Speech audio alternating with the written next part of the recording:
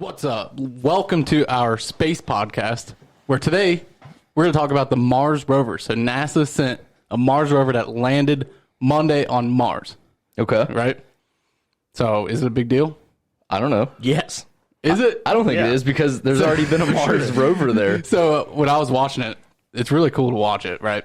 So it came down, it was like the first time they had high definition photos of this landing. Yeah, no. And it was like hung by strings. And then the thing on top was the propellers that were propelling it. It was pretty cool. And then it landed. And I was like, dude, that's awesome. And I was like, well, Mars looks today the same.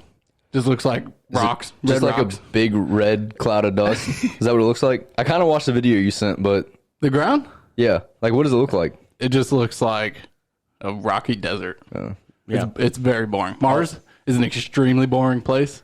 And I would never want to live there. All the conspiracy theorists are saying that it's not real pictures, of course. They're just saying that it's like people are posting pictures of like the Sierra Madres and all these mountains in like Mexico and California and out west. Mm-hmm. And then they're posting it and they're posting the same picture with color correction to make it look red. And it looks like just like it really does honestly look just like some of the Mars pictures. They're saying that's all they're doing. That's what they're saying. Why would they fake it? I don't know. I'm pretty sure there's already 4 Mars rovers on the planet. Why would they fake the moon landing? Like the 5th one they're going to fake? I don't know. It's been done 4 times before, but we're going to fake the 5th time. Well, that's what they're saying. They're saying all of them are fake, that we can't even get there. That we're like launching these rockets into space and then landing them in the middle of the ocean where there's no one around and picking them up and hiding them and then making it seem like we're in space. So I listened to Elon Musk on Rogan's podcast recently. Yeah. And he was talking about like if we were able to civilize on Mars, how they would have to make a sun. And he was talking about like making some type of chemical reaction on top of a pole and like putting a bunch of them up all over Mars to like create an atmosphere. Did you hear that? Yeah. I don't know. I just think it's wild that they've already have it figured out, but it's just like getting the materials there to Mars to figure it out. You know what really bothers me about that interview with Rogan? What's that? Is that he broke the news to Rogan that there's no aliens. Oh, yeah, he did. He's like, Rogan was like, whoa, hold up. You've seen the stories, right? Yeah. And he was like, I would know. Yeah. He's like, if there's an alien that came into this atmosphere, I would know. So some of the declassified military videos of like all those different like UFOs, they say that they're basically saying, we're not saying it's aliens, right? We're saying that it was a weird craft and we don't know what it is. We just caught it on camera, right? He talks about the Fravor.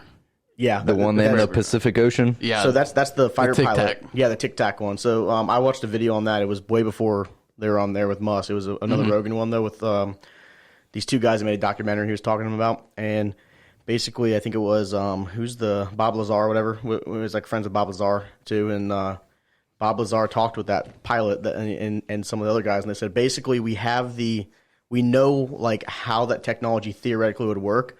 We just physically don't have the means to build like a Tic Tac ship like that has like has the type of propulsion that's not reactionary. Because all of our propulsion is reactionary, where we light an explosion. Essentially, we blow up an explosion with gasoline, and it's pushing down to push us up. You know what I mean? Right. Though theoretically, one of those is like gravity propulsion, where it just like can move in any direction without something pushing against it. He goes, with no inertia, we just don't know how to do that. But we're like, they know how theoretically it works, they just don't know how to get there, which I think is crazy to think about. So basically, it would warp the gravity in front of them, and the plane would fall into the gravity. Yeah. And the person inside would not be subject to the G-forces. Yeah. Because they can control gravity. So that's how it works. We just don't know. We don't have the means to be able to do that.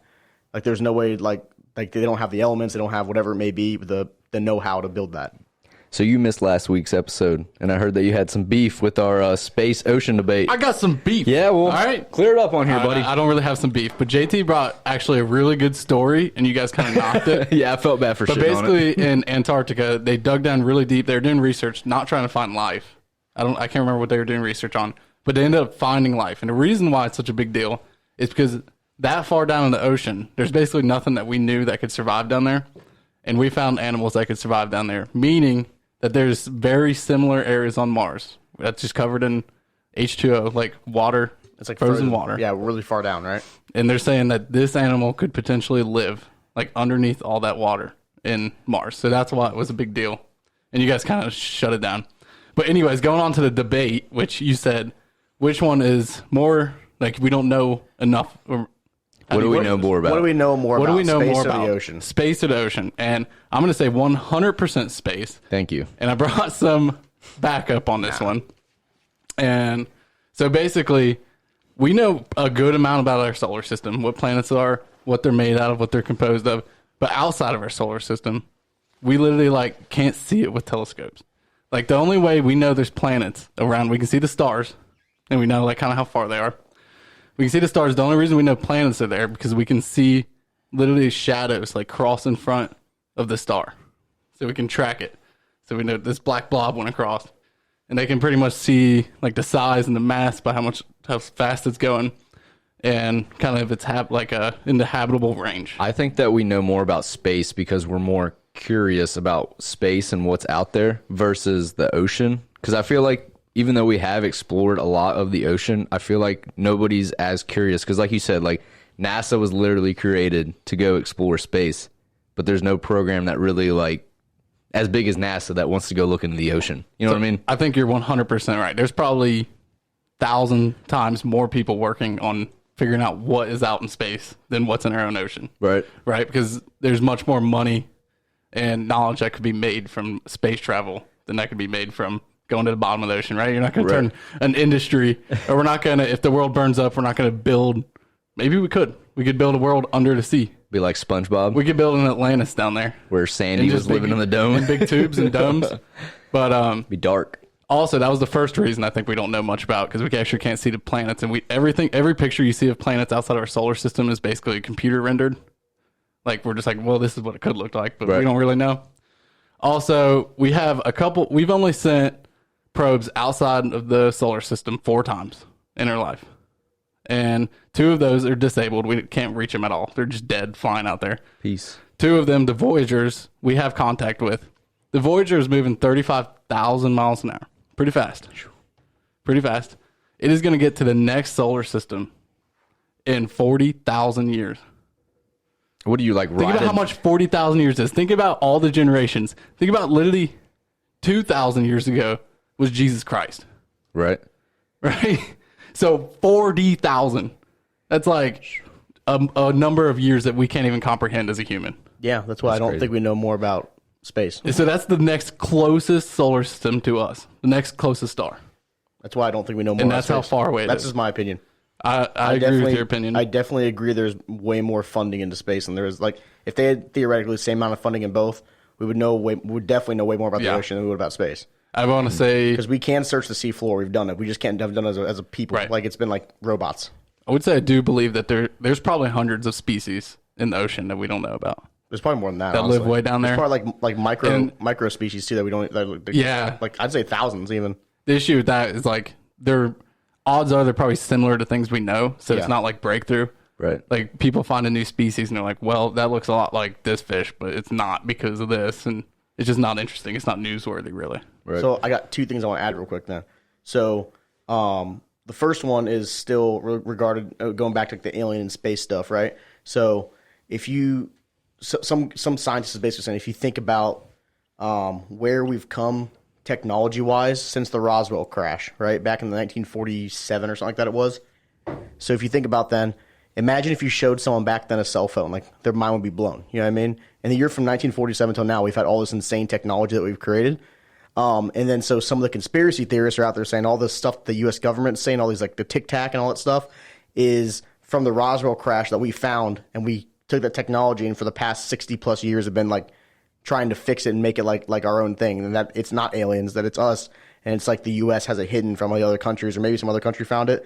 So theoretically, he's saying if we really were visited back then, which I don't think we were, but if we were, then we could have taken that technology just based on what we've done with the rotary telephone to a cell phone nowadays, or basically the big supercomputers they use to land on the moon, to literally like a cell phone computer, which is stronger than that now, that we could have taken that technology, learned about it, and advanced like our spacecraft. So he said either what that means is we've done it and it's super secret, or we would have made it part of everyday life, and fuel wouldn't be an issue because they learn how to propel that way. You know what I'm saying? So then more likely we haven't done it. We never found any spacecraft because we would have found it, we would have learned about it, we would have made our technology better, which I kind of agree with. I kind of agree. I mean, the government, I feel like it's well known to everyone that they've probably hidden stuff from us. Yeah, no doubt have hidden stuff from, whether it's war crimes or things that they've done, studies way back.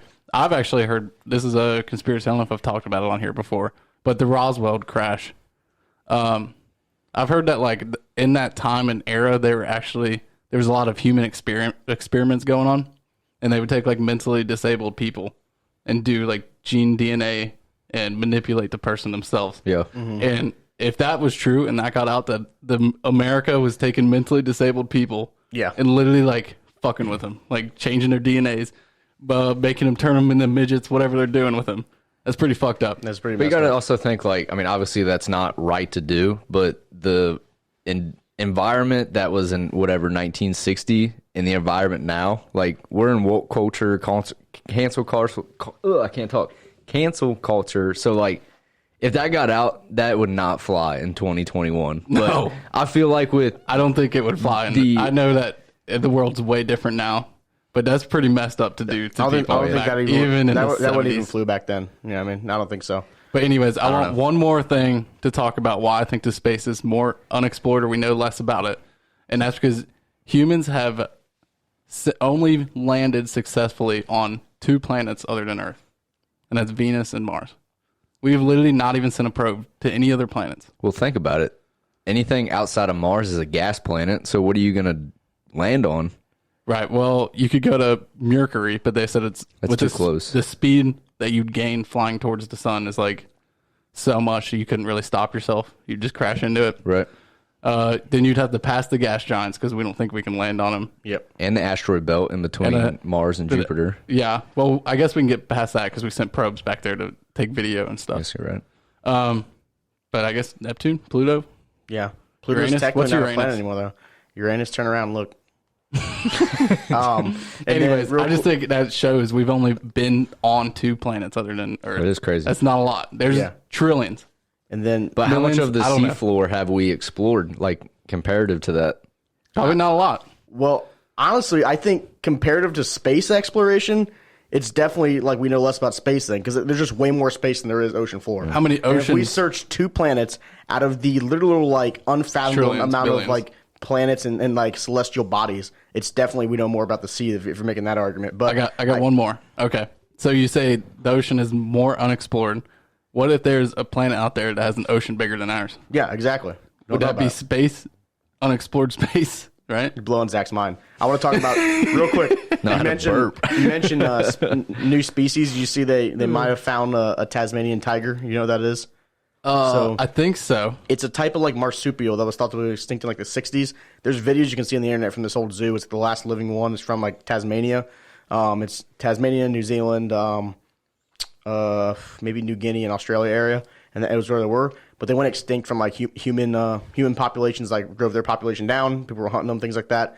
They're technically not even a tiger. It's like a marsupial. It's got a pouch and everything. But it's the reason they call it a tiger is it's like cut down the middle essentially. The back half has like stripes and the front half's like a brown color. And they went extinct. And there's been rumors for the past like 25, 30 years, people were like seeing them pop up and stuff like that. And I thought it was real interesting is that people would say they see them on out hunting. They'd see one go by and it has the stripes, looks just like it. And there's been like these big groups that are going hunting for, not hunting them, but like hunting for them to try and find them, prove they're still alive. And some guy claims that he found one on a trail cam, and he's part of like the I think there's Thorsides is like what their like technical name is, the like search community or whatever. And he says they want to make sure it's it before they release the pictures. They have all these, they don't want outside people looking at it, but they have all these biologists looking at it because he said they caught it on trail cam. He said there's like what looks like a mom and a dad, and then like a little like pup, a little one that has like all the stripes and everything. And it said if so, this thing has been extinct for like 50 years. And then we might have just found a group of them that are alive. And there's all these eyewitness people that are saying, like, that live in Australia, saying, yeah, in the countryside of Queensland there, it's like a bunch of people that kind of live off the grid, live with like solar panels. Like they have cell phones and stuff, but they live in the middle of nowhere. It's like an hour to go to civilizations like that. And they said that it's just like the country's the backside of like the outback, right? And they said they'll see him. This one guy claims that 3 of them started playing with his dog once. Like he was out hunting with his dog, and his dog ran up, and there's like 3 or 4 of them just playing around because they're about the size of a dog. You know what I mean? So I think it'd be really, really interesting if they found that. I know you mentioned they didn't hunt them, but what that reminds me of is I think it was in the Smokies somewhere. There was a bear that stood on its back 2 legs and walked around like a human. Yeah, it had like deformities in its arms and it couldn't use them. Its front legs. That's crazy. And it looks so funny the way it walks around. And And it was like a local legend around town. I'm pretty sure that people used to feed it all the time. Yeah. It was like really friendly with humans. Yeah. And someone ended up shooting it, and they went to prison. Oh, my God. Yeah, they sent them to Crazy. prison. Well, bears are like super protected, though. They are protected. And also, I mean, you can still hunt them. You can get it was tags like to a hunt bears. local legend bear. It's only certain types of bears that like most bears are like endangered or close to being endangered and things like that. Like in California, for instance, in LA, in that area, there used to be tons of grizzly bears around that area. Obviously, we've made LA the metropolitan city it is. They got driven out of there. So there's like no bears anywhere near like Southern California anymore. And the type of grizzly bear that was there specifically is like extinct, right? Not grizzly bears, but the type that's there is extinct. But now there's people saying that type of grizzly bear has migrated south to like Mexico and the Sierra Madres. And there's like supposedly these like mountain clans and like these farmers that live up in the mountains in Mexico. They're farmers, and they have, I forget what they call them, but they call them sky cities or cloud cities because they're like real high up on flat mountain peaks where they can literally farm. They have water and everything, and supposedly the farmers there just see grizzly bears all the time. Like, and it's like the same types of grizzly bears that would have been seen in LA and like Southern California back like 60, 70, 80 years ago, and they all just like migrated south and they're just chilling there now, which is crazy to think about. All right, boys, let's change pace here. do it. Not going to play music. 15 fucking minutes into this episode. No music? No music. That's No music. No music. No music. No music. That was awful. All right.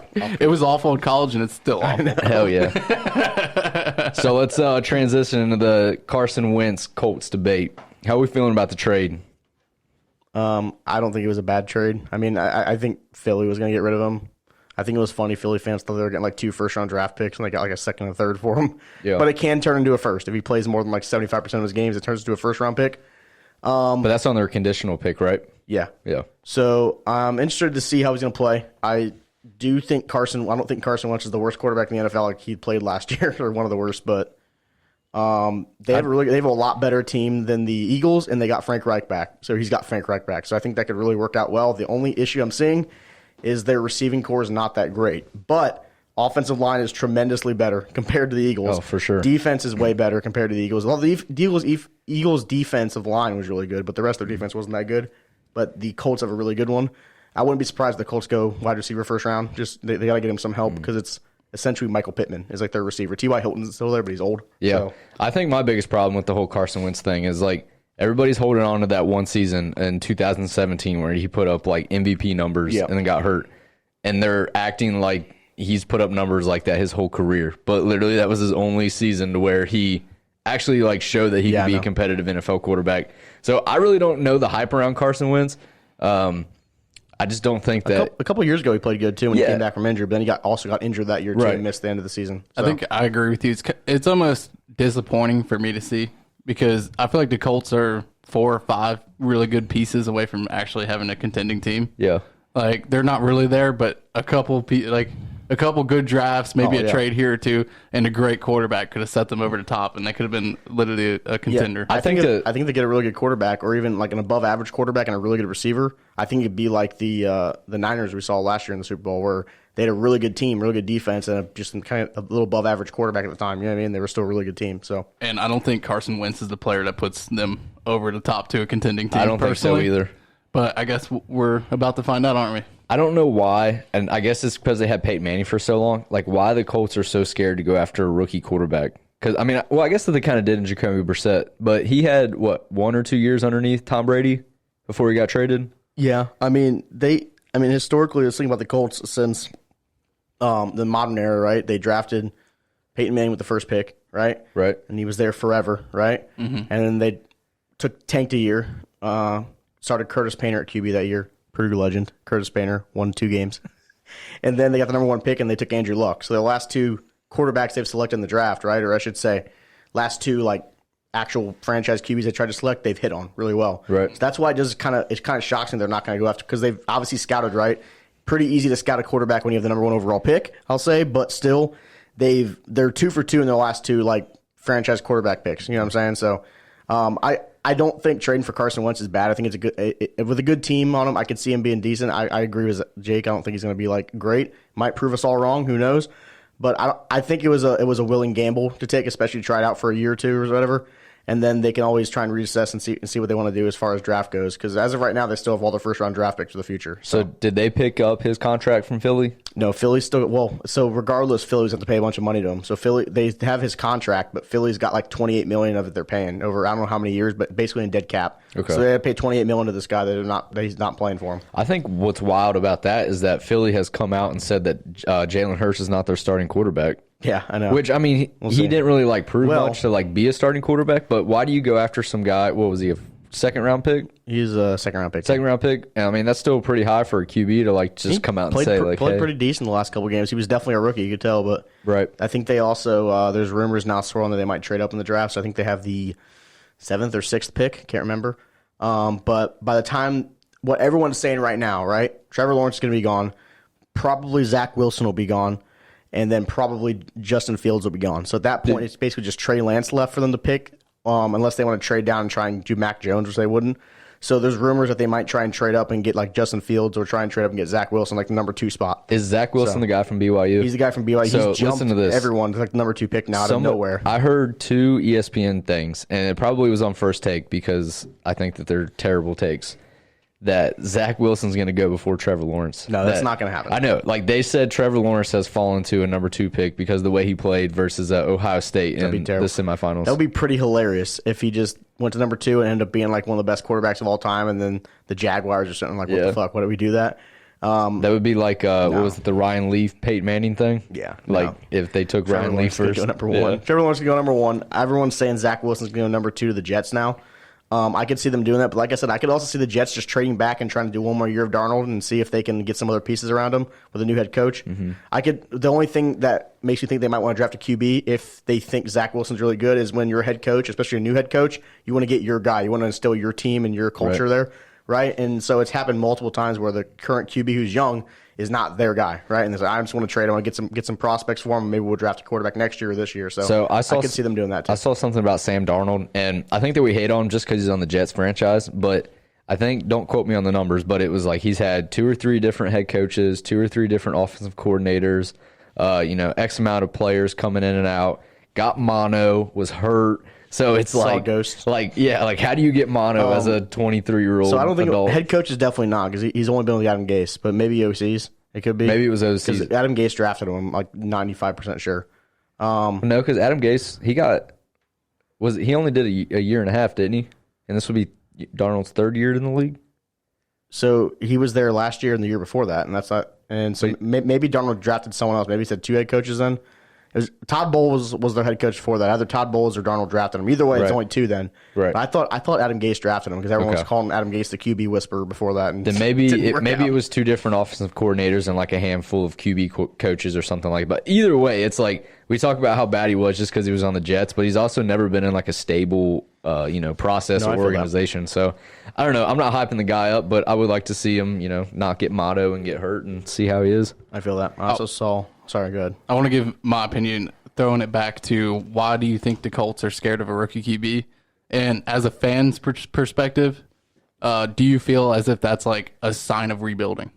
If your team goes out and gets a rookie QB? Yeah. In some aspects, yeah. If the Colts really think, which they kind of do, still have a team that can win games and potentially make the playoffs, if they go out and draft a rookie QB, maybe that shows your fans that, we're not really trying. We're trying to rebuild. We're getting rid of pieces. We're getting old. You could say the same thing about like getting a new head coach, but like the Packers head coach, how many games has he lost? Like 6?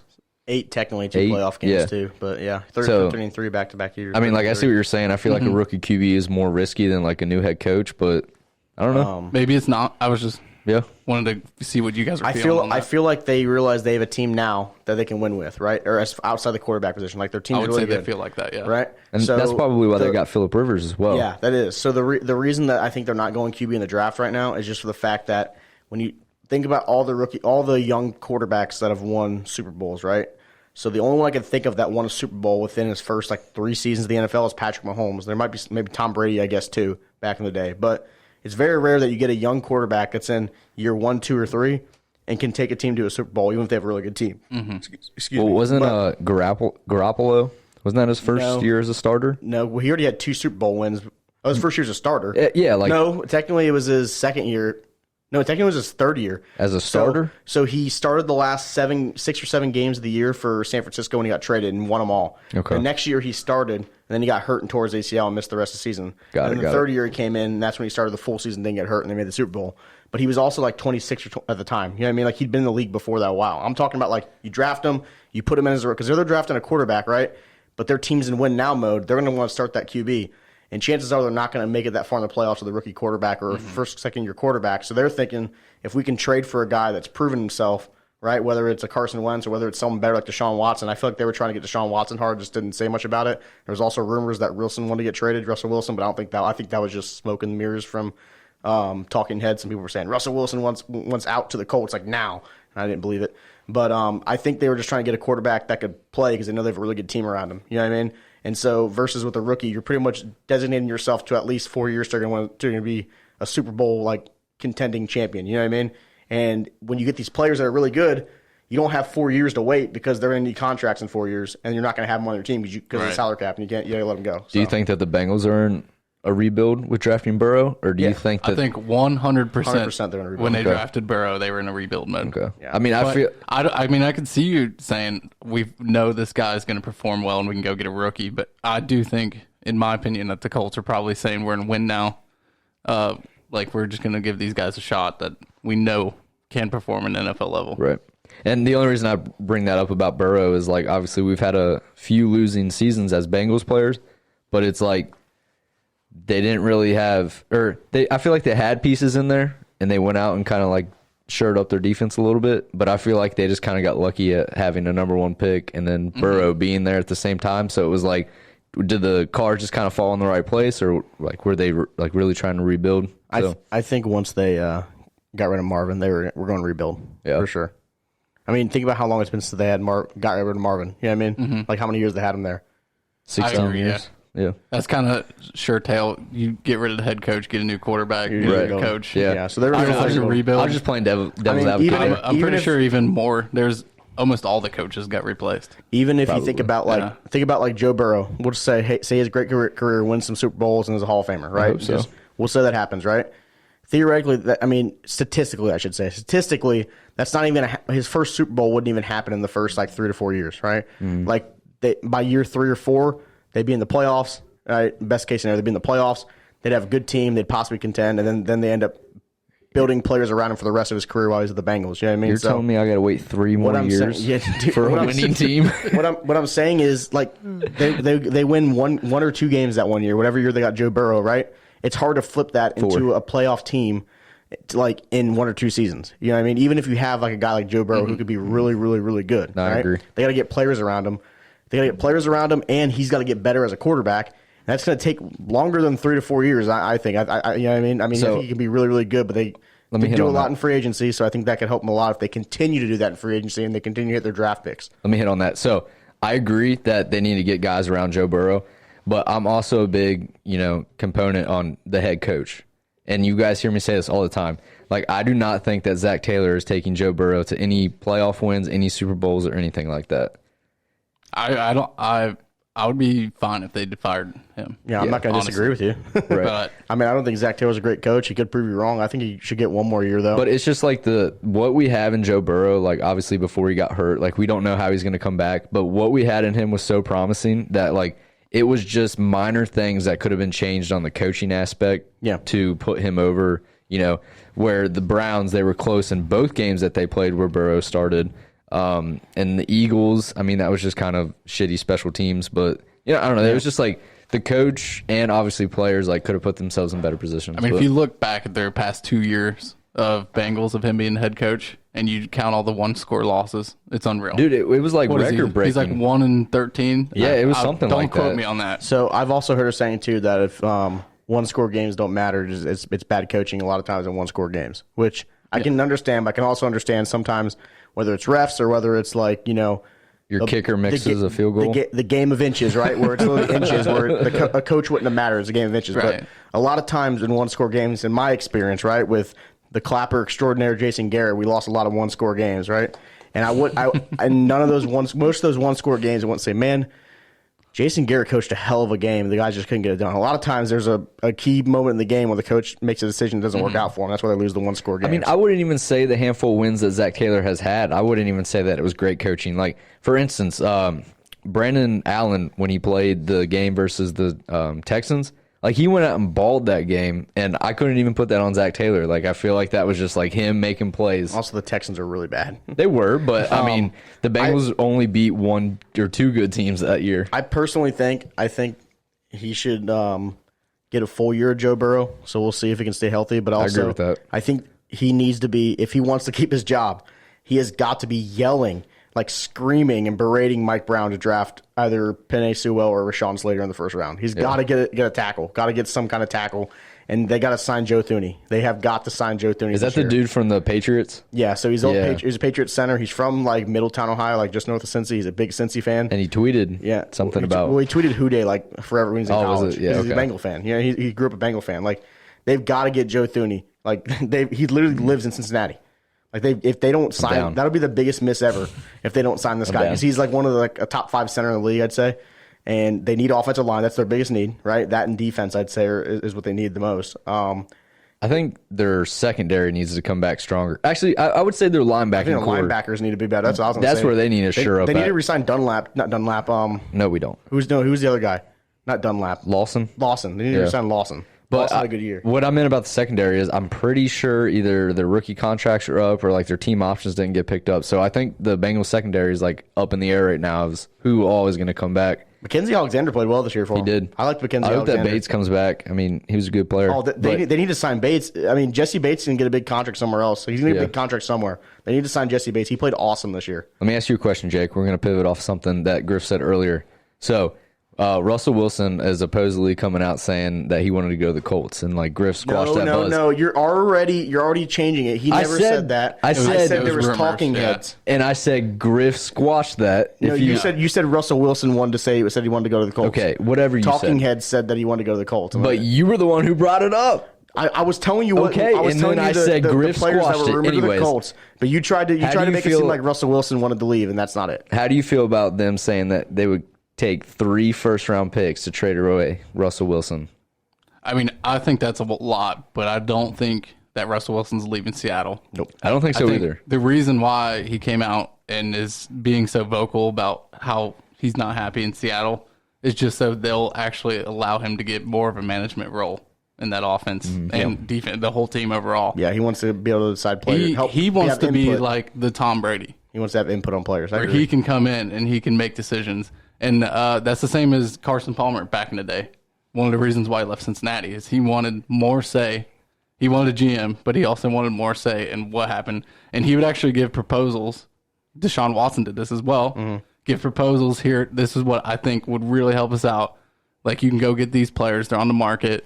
Cap space. Everything works out. You can go get these players, and we'll be a better team next year, and they would ignore them. Yeah. So I think that is a similar thing that's happening with Russell Wilson. Is I guarantee he's in there talking to whoever he needs to talk to, and they're shutting his ideas down, telling him, no, we're not going to do it, Russell Wilson. What I want to say real quick is I know Carson Palmer got a lot of shit, especially for leaving like the way he did, like saying like I'm basically going to retire and then sign somewhere else. I think his story, they shut his story out. Yeah. If they would have let the fans understand his story and his side of things. So Mike Brown straight up lied to his face. Hold him up. Mike Brown. He doesn't come off, does he? Yeah, he comes off. Carson Palmer, baby. It's our boy Carson. Mike Brown straight up lied to his face because I watched his football life thing about him, and he said he never wanted to leave Cincy, but he's like he wanted to win. He wanted to win a Super Bowl, and he thought they could have won one the 1 year when he got hurt, which I think they were a contender for sure. When the Steelers tore his ACL. He tore his ACL in the first round of the playoffs, but when he re-signed, he talked to Mike Brown, who was like their de facto GM, even though he's technically not a GM. They just don't have one. Right. But when he talked to him and he said he re-signed, one of the stipulations was that we sign a GM within the next 2 years. I'll give you 2 years to find someone, but find someone you want to sign. And we need to like run this like a regular organization, because he used the Patriots as an example, right? Bill Belichick's the guy, but he doesn't make all the calls. They have their own GM. You know what I mean? So, and Mike Brown said, yeah, we're definitely going to sign a GM if you'll stay. And then he just never did it. Just straight up lied to his face. Was that pre-Twitter?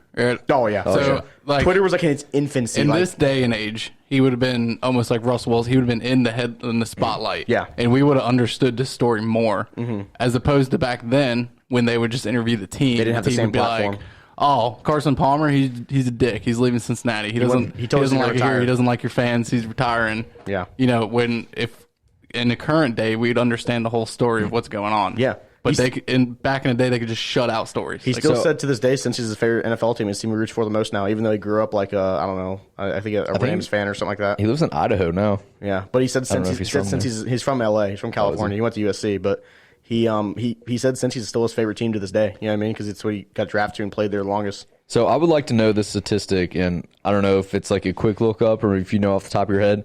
How many teams other than the Packers have been a winning franchise overall who did and didn't have a GM? Like, is it like, are the numbers obviously more skewed? Like, if you have a GM, you're going to be a better performing franchise, think so, probably. Or if you don't.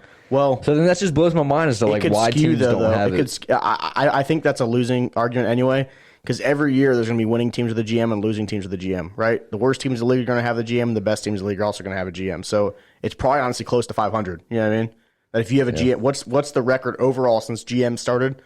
What's the record of your team for every team that has had a GM since then? It's probably close to 500 because it's going to be a bunch of teams that have really good records and a bunch of teams that have really bad records that season. I think more interestingly to see would be what are the teams' records since GM started getting introduced that never signed a GM and still haven't won? What's their record since like everyone else? Like say there's maybe 2 or 3 teams that don't, right? You always have the Packers who probably have a really good record. The Bengals don't, right? I mean, since they haven't had a good record since whenever. But I don't know. They went to the Super Bowl in, what, 88? Yeah, they went to back-to-back Super Bowls, and they lost both to Montana. But I'm saying, like, historically, you look at the Bengals' like record, there's probably not a very good record. I don't know. I mean, in what was their coach before? Their current coach. What's his name? Marvin Lewis. Marvin Lewis's record was actually above 500. Do you know that? It was. Yeah, because he's like their best coach of all time, win percentage-wise. So before that, I think it was poor. Mm-hmm. Then Marvin Lewis's time, which was actually above 500, and since then it's been poor. So you're probably right. Yeah, it's probably been poor. It's probably, but I'm saying if you just look at every team that has a GM and look at the records of all the teams combined, it's probably somewhat close to 500 because every year there's going to be good teams with the GM and bad teams with the GM. You know what I mean? The Bengals overall are 363 to 452 and 5 ties. Yeah. Okay, that's poor. inception. Yeah. So what's the Packers record? Okay, you want a Packers record? They definitely have a winning record because they were like the best team in football and like them and the Bears like the 2 best teams in football pre-Super Bowl era. Well, I was just saying the Packers since they were like they don't technically have an owner, but the Packers they do have a GM. They have Goot. Okay. Kunst. Kunst. So the Packers are 769, 577, and 38. They do have an owner, dude. The fans own them. Okay. The people of Green Bay, Wisconsin, and the frozen tundra. So what's your boy Dak doing, Griff? He's probably gonna get tagged. You think he's gonna get tagged? I saw a thing that supposedly said so I saw a thing come out, Bleacher Report said like sources close saying that they're doing all they can to sign a deal with Dak, and they're hoping to have one before the tag deadline. And tags just started, I think, yesterday. 2 days ago, something like that. 2 days ago. So I have a question for you. And then I also saw it come out and say that they're nowhere near a deal that he's probably going to get tagged, like a day later. So 2 things. 1, short answer: if Dak doesn't get tagged, does Andy Dalton come back? I mean that's not even an option. He's going to get tagged or get signed. And the only other option I can think of was if they trade him. Okay. Well, if he does get tagged, does Andy Dalton come back? Depends on how much money you ask. I mean, they're not going to pay him a lot of money to come back. Right. You know what I mean? So he'd have to take probably really cheap money. I mean, Andy came there as a backup. Right. So he shouldn't be against the backup role unless another team's offering. That's the only thing. Unless another team offers more money to start. He also lived in Dallas in the offseason. It was like, make a couple mil because I live here. He's from where TCU I guess it's convenient. Yeah. No, so I agree with that. The second thing is, if he does get tagged, does he play? Yeah. Or does he hold out? It hurts players more to hold out now than it used to. Like, they changed the rules. I know they get fined a shit ton, but, like, look what happened. I made this argument, is if he gets hurt again, he makes $37 million, and then probably not that much for the rest of his year. So if he gets hurt again, he'll have made $67 million over 2 years, which is a lot of money. Right. You know what I mean? If he holds out this year, then he's essentially only going to make that $30 million he made last year, and he's not going to barely make anything this year. You know what I mean? So then I think that could end up hurting him more because then other teams are going to be afraid to sign him and say he's going to hold out. He's going to want to bleed us for now he didn't get paid for a year. He's going to want to bleed us for $40 million a year. You know what I mean? So I don't think he's going to hold out, and I also think he loves Dallas. He said he wants to be a Cowboy. Yeah. I seriously think that issue is it really sucks that he got hurt. If he didn't get hurt this season, he continued to play because he was offensive player of the year candidate just for the pace on the first Passing 5 yards, games. yeah. And he was the only reason they weren't losing 35-12. As you saw when he left, what their offense did, right? When he got hurt. If he didn't get hurt, I think they would have said, yeah, we'll pay you. You know what I mean? It would have been a little bit lower than what he wanted, but they still would have paid him. Now I think Jerry Jones is trying to give him 30, 32 probably, and he probably wants like 40, and he's probably saying no. You know what I mean? I think my thing with Dak is that he's a good quarterback, but one, he's never been brought up in anybody's top 5. And I think that he's chasing top 5 QB league money for not performing as a top 5 that's the thing, though. quarterback. I think he could have been in the top 5 list if he didn't get hurt this year. But like, But potential, you can't base it. I know, I understand what you mean. Multi-year, Yeah. $30 I million understand that. contract Right. No, every year. I'm not debating that. Yeah, because I even said to you, Zach, in the potential. past, the reason I didn't have Stafford in my top 10 QBs is because he gets hurt too much. You know what I mean? And I fully believe that goes part into evaluating a quarterback or any player for that matter. I hate when people say, yeah, but he's so talented. It's like, I understand that, but he can't play. You can't be in the top 5 but list. that's my question That's why is- I'm agreeing with Dak on that. But what I'm saying is that I think the reason in his mind he's asking for all that money is he thinks he can be that. But I agree with you guys saying you can't just ask for all that money and not perform that. So this last year tag was his show me year, right? And he was showing out. He was on pace for 6,700 passing yards, which he wouldn't have kept that pace. I don't expect that, but still, he was going to hit 5,000 passing yards. He almost did it the year before. He was going to hit 5,000, and he would have probably gotten the deal he wanted. It sucks that he got hurt. I think he would have been in people's top 5 lists and stuff if he played the whole season. But the problem is he didn't. I'm not gonna lie. I'm afraid to pay him $40 million a year. I am because he's never been hurt in his career. And this is the first time. It just sucks. It was this bad of an injury. But the only silver lining I want to look at is you look at recent injuries like that for athletes. So Paul George did that. He snapped his ankle in a USA basketball game. And I don't know if you guys ever seen that one. He the stanchion of the basketball hoop where it comes down where he hit it right in the corner and just snapped his shin bone. And he hasn't had a single injury like that or anything remotely close to that since. Apparently, he had a clean break and an awesome surgery. He's supposedly going to be fine. But if you want my opinion, I think they just pay him. I think they pay him. I think they try and get him for cheaper than what he wants, but they pay him. I think if you know 100% he's going to play on the tag, you tag him. I know. Well, yeah. Okay. Yes, I should say that. Yes. Yeah. I don't know if they know. I feel like they have an idea of if he's going to hold out or not.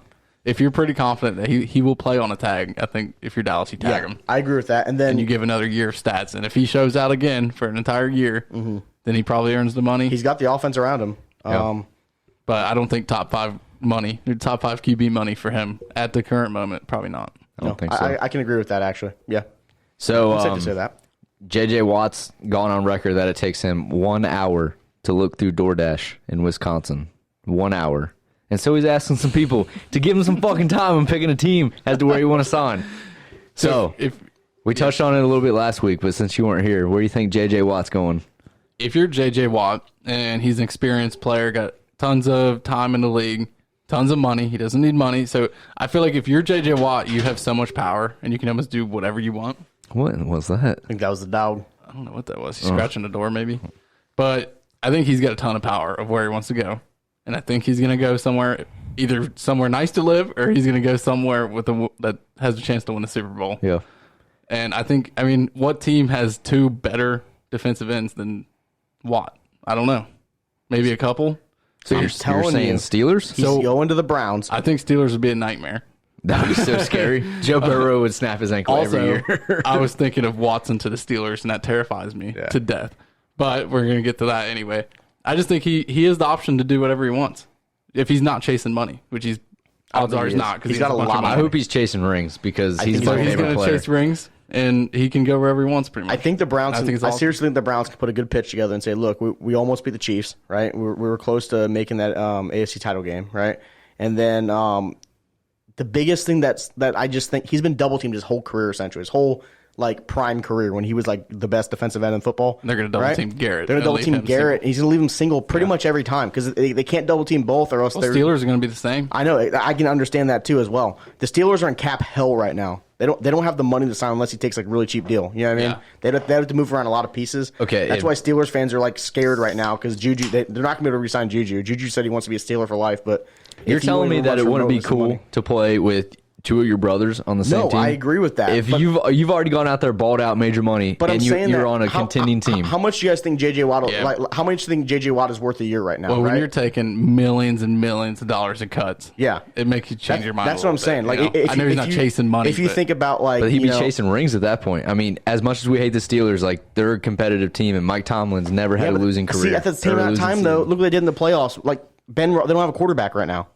I can understand if they got Deshaun Watson, Oh, but God. I don't think they can. Like, I don't think they can like, either. Maybe Houston because they're idiots, but they'd have to give Houston a lot of cap. Like Houston would need a lot of cap to make that deal because they wouldn't be able to afford his contract. They're in a Right. bad space cap wise right now, right? And so a really good defensive end. You think about Myles Garrett, right? Those guys get super deals like 20-something million plus or whatever, right? JJ Watt's obviously not going to get that anymore because he's older on the backside of his career. He's gotten hurt a decent amount in his career, and he's 30 whatever. But I could see him taking a little bit cheaper deal to go play somewhere. But if they can only offer him, hey, we can only offer you $3 million, JJ, to play for 1 year, why would he want to take that, right? When he could go play for the Browns, who could offer him like, $8 to $12 million a year, and for a couple of years, and he wouldn't get double teamed the same way. And they honestly have a better team than the Steelers do right now. Because I feel like he's at that point in his career to where he doesn't need to be chasing rings, but he's already made his money, like Jake said. Like he needs to go. I don't think the Browns are going to win the Super Bowl. Like they have a good team, I but think the Browns have a better chance than the Steelers right now. look who they have to go against the Chiefs, man. AFC. So do the Steelers. But I feel like the Steelers have a better track record Look what the recently Browns than did the to the Browns. Steelers. Look at the Browns. I agree, they almost beat them. Like, but they're going to have Ben Roethlisberger next year too. yeah. So that's 1 year out of JJ's year that's going to be gone. Ben Roethlisberger, if Ben Roethlisberger goes to the Super Bowl and wins it next year, right? I don't know. I'll post a video of me doing the freaking Gummy Bears song, dancing to it. Like, there's no Clip way it. it's happening. Do it. I guarantee you there's no way it happens. Like, I think the Browns are in a better position. They have a really good head coach. Kevin Stefanski's awesome, right? He essentially took the same team that was on the year before and won Coach of the Year because he made them way better and almost beat the Chiefs. Was literally, I mean, granted, Chad Henne was hurt. Or Chad Henne had to play, but still, he almost beat the Chiefs. And you're still going to do the same thing's going to happen to you in Steelers. You're not going to get double teamed because you're going to have Myles Garrett on the other side getting all the double teams. I don't know.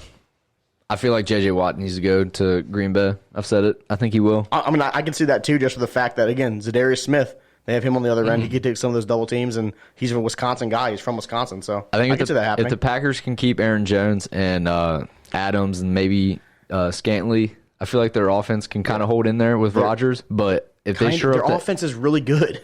no, I'm saying like What do you mean, kind of hold in? they're I don't know, just Keep their core guys. yeah, like keep their core guys, like they can come back the same, but they need to shore up that defense Yeah, a little bit to help for sure, Rodgers they do. out. Like that's what I'm saying is like to help Rodgers get past that. I don't think into they're the going to Super be Bowl. able to keep Aaron Jones and get J.J. Watt, though, because they have a lot of cap, too. Yeah. Rodgers is a big deal. Zadarius Smith got a big deal. And ideally, J.J. Watt's going to get some money, right? He's not going to take $2 million to play there, right? He's going to probably take $10 million or plus or something like that. I'm not sure exactly. But Aaron Rodgers is going to want a big deal. Or not Aaron Rodgers, sorry. Aaron Jones is going to want a big deal. I just don't think the Packers are going to pay him. I think that's the whole reason. Pay running back. I think that's the whole reason that they drafted the A.J. Dillon last year, and he had some decent games, and they still have Jamal Williams, too. I think they're going to let Aaron Jones go somewhere, and some team that's going to be not very good is going to have a lot of cap space. They're going to sign him. That's what's going to happen. I think it's more important for them to have a better defense than it is to have Aaron Jones in their team. So, I think they're going to value that the same way. So going back to what you said about the Cleveland Browns, and I'll make this full circle here. So I don't know if you guys have heard the rumors, but Odell has been, rumored to be on the trading block. Have you guys heard that? Yeah, I mean that's been. It's kind of been like whispers, not like ever since he big, got big. hurt and they started playing better without him. I've heard that. Yeah. All right. So what if Houston was able to bring in Odell Beckham? Do you think Watson changes his mind, or do you think Watson still wants out? I think he's done. I think Watson's out. I think it's been the Carson Palmer situation, right? I think he gave him all these options, and they just ignored him every time. Bill O'Brien hated him, dude. I swear Bill O'Brien hated him. He's an idiot. Because Bill O'Brien was their GM, their head coach, their offensive coordinator, their player personnel guy. He was everything. Why would you do that to They're yourself? Stupid. They're stupid. But I think it's to the point now where they could sign a prime Randy Moss out of retirement, and put him there and say, "Dude, I gave you guys the option. I think they burned the bridge with him. I think that's the problem is they burned the bridge. You can't get back over it. You know what I mean? I think he's done. Where do you think Watson ends up at? I don't know. You don't know? Miami. I'm not even making no prediction. I think he's in Miami. I don't know why that narrative is pushed so hard. If they literally made a deal, that would be the dumbest business move on both sides. Because they would literally be trading back picks that they got for Tunsil. Well, Watson wants to go somewhere to win. So that's a good thing. That's free capital, though. You know what I mean? That's amazing ROI. If you get a pick and you unload an insane amount of dead cap space they had with Tunsil, right? And he ends up playing super shitty for Houston. And then Houston's like, oh, shit, dude. We fucked up, right? Now Deshaun Watson wants out. We need to get some picks out of this. Hey, let's get our pick back. So you aren't losing anything, essentially. Obviously, they're going to take more picks than that. They're going to get rid of some of their own picks. But part of that, they're giving away a free pick that the same team gave to them. I think that's hilarious. But you're literally trading away arguably a elite quarterback in the league. So why would you want somebody like Tua, who hasn't proved shit, to come in and lead your franchise? Well, that's the thing, though, is if Deshaun Watson won't play for them, then why would you keep him on your team then? I agree with that, but I just don't think that Miami's like the right person that they need to be talking to, because they would be getting back picks and like. I think it makes sense. I don't know. I think they could get Tua. I think they could get Tua and a couple picks out of it, maybe even 3 picks if Miami really wanted them. Yeah. But Miami, I think, would be a good spot for them too. They got 2 good receivers, right? They got Preston Williams and they got Devontae Parker. Mike Gesicki's a really good tight end. He's young, but he's really good. And then the only thing they really need is an offensive line, which is what I've said, which is they're probably going to draft O-line this year, I think. I think they're going to draft O-line instead of quarterback, unless they trade that pick away for Deshaun Watson. But their defense is insane. They had arguably the best defense last year. They led the league in turnovers, and Xavier Howard had an insane amount of turnovers. He forced 10 turnovers last year or something crazy with fumbles and picks. That's insane. Their defense is really, really good too. So to me, when you look at Deshaun Watson, someone who comes out and is basically doing what he's doing, saying that he doesn't want to do this, he wants to win, he wants to do this, that limits his selection to a certain amount of teams. He wants to win, so he doesn't want to go to a bad team. So that limits the team's ability to trade him to any team that needs a quarterback. Most teams that need a quarterback are very good. Right. Yeah. So it almost puts him in a weird spot where I don't think he's going to be as valuable, or that Texans definitely not going to get as much back that they should for trading Watson. Yeah. And a team that's bad is not going to want to trade for Watson. Yeah. Because Watson doesn't want to play for them. Yeah. So it limits his selection. I don't know where he's going to go. But the selection's limited. I don't know who wants him. That's why I think Miami's the perfect spot, though, because they're a good team with a top number 3 overall, the 3rd overall pick. That's the reason why I also think that probably Miami, but I don't know. Because they can get back a top 3 draft capital, right? Mm-hmm. They can also theoretically, if Miami was willing to do the trade, get a quarterback that was taken, whatever Tua was taken last year, who, again, didn't have the greatest year as a rookie, but he's still a rookie. The dude's 22 years old, right? You can't just write off a guy after 1 year. Going to a bad franchise probably would just Miami take his career. did with Josh Rosen. Yeah, but Josh Rosen's pretty bad. Yeah, you're right. They did. But they also had a personnel change too in head coach. So it's the same thing. The head coach wants to get their guy. You know what I mean? So, but even if you don't like Tua, right? You got the 3rd overall pick. You're guaranteed to get either Zach Wilson or Justin Fields at that point, right? You're getting Zach Wilson or Justin Fields, and if you want one of those guys, take him. If not, take someone else. You know what I mean? Right. I think that's the only team that they can get back multiple draft picks and get a top pick, because they're not going to trade him to Jackson. Well, yeah, they wouldn't trade him to Jacksonville because they're not going to win for a while, right? So I could see, and I'm not going to really push the narrative, but I wouldn't be surprised if New England came out with Watson somehow. I don't know how their cap space is looking this year. I've seen people talking about that. I mean, they could definitely afford him. They don't have a hell of a cap because they don't really have a lot of really good players in their team. Honestly, I know, last year, that's why they only were able to get Newton for $1 million or whatever, is because they didn't have a lot of cap. But I guess this year it freed most of it up. But that would be wild if Watson went to New England and they pulled their New England way and signed a bunch of good ass players for $2 million a year. I don't think it happens, but it could. You never know. I mean, New England's got I think the 11th or 12th pick or 13th pick, so it's middle of the road kind of. They missed the playoffs. So I wonder where my boy Cam ends up at. I think he ends up in New England one more year. Think so? Yeah, I think if New England doesn't draft a quarterback or if they don't trade for a quarterback, I think they'll sign Cam Newton back to a real cheap deal for one more year. I like the narrative that let Burrow sit out for a year and sign Cam Newton for another $1 million. No, you got to play him. Tom Brady. Somebody said that. I know. Somebody said that. Oh, Burrow got hurt. Let him sit out. And I was like, hell yeah. No. For a couple games, maybe. Speaking of the Bengals. The first 5 weeks. Make sure he doesn't re-injure himself. Yeah. Speaking of the Bengals, I'm seeing tons of mocks now. Tons of them. Bengals bitten Penei Sewell, right? Getting Penei Sewell. I hope so. And I've seen Rashawn Slater start to jump up on people's draft boards now for no reason at all. There's been no combine, right? Maybe he had a pro day I didn't see. If you guys don't know who Rashawn Slater is, the Northwestern tackle, he's really good. But he didn't play last year. He sat out for COVID. He opted out. But he's still like a freak of nature. And Daniel Jeremiah, who actually knows a lot about NFL, he's an NFL Network draft analyst, and he's actually really, really good. He's one of the talking heads I actually like. You know what I mean? But he was doing his current big board where it's at and everything, and he had the Bengals number 5, taking Penei Sewell. But he said, in his opinion, he thinks that the only reason they should take Sewell is he's got bigger upside, but he's bigger bust potential. He said he thinks Rashawn Slater's a guy who come in the league right now and play really good. Penei Sewell has a chance to be like a Hall of Famer. Not saying the other guy doesn't, but the other guy he thinks will be like a really good, solid offensive lineman for years. He could end up being a great player, could end up being just an average player, but he thinks Sewell could either be in the league and be great, or be in the league and just be like a bust, like offensive lineman like Tunsil or something like that. So are they talking Sewell and Jonah Williams on tackles? Or is this to replace? Well, Penei Sewell will play left tackle for sure, because that's his position. Or Slater would also play left tackle. That's the thing he said, though. He said, where does Williams play at? He said Sewell can only play tackle. He's only a tackle guy. He's too big to play like guard or anything like that.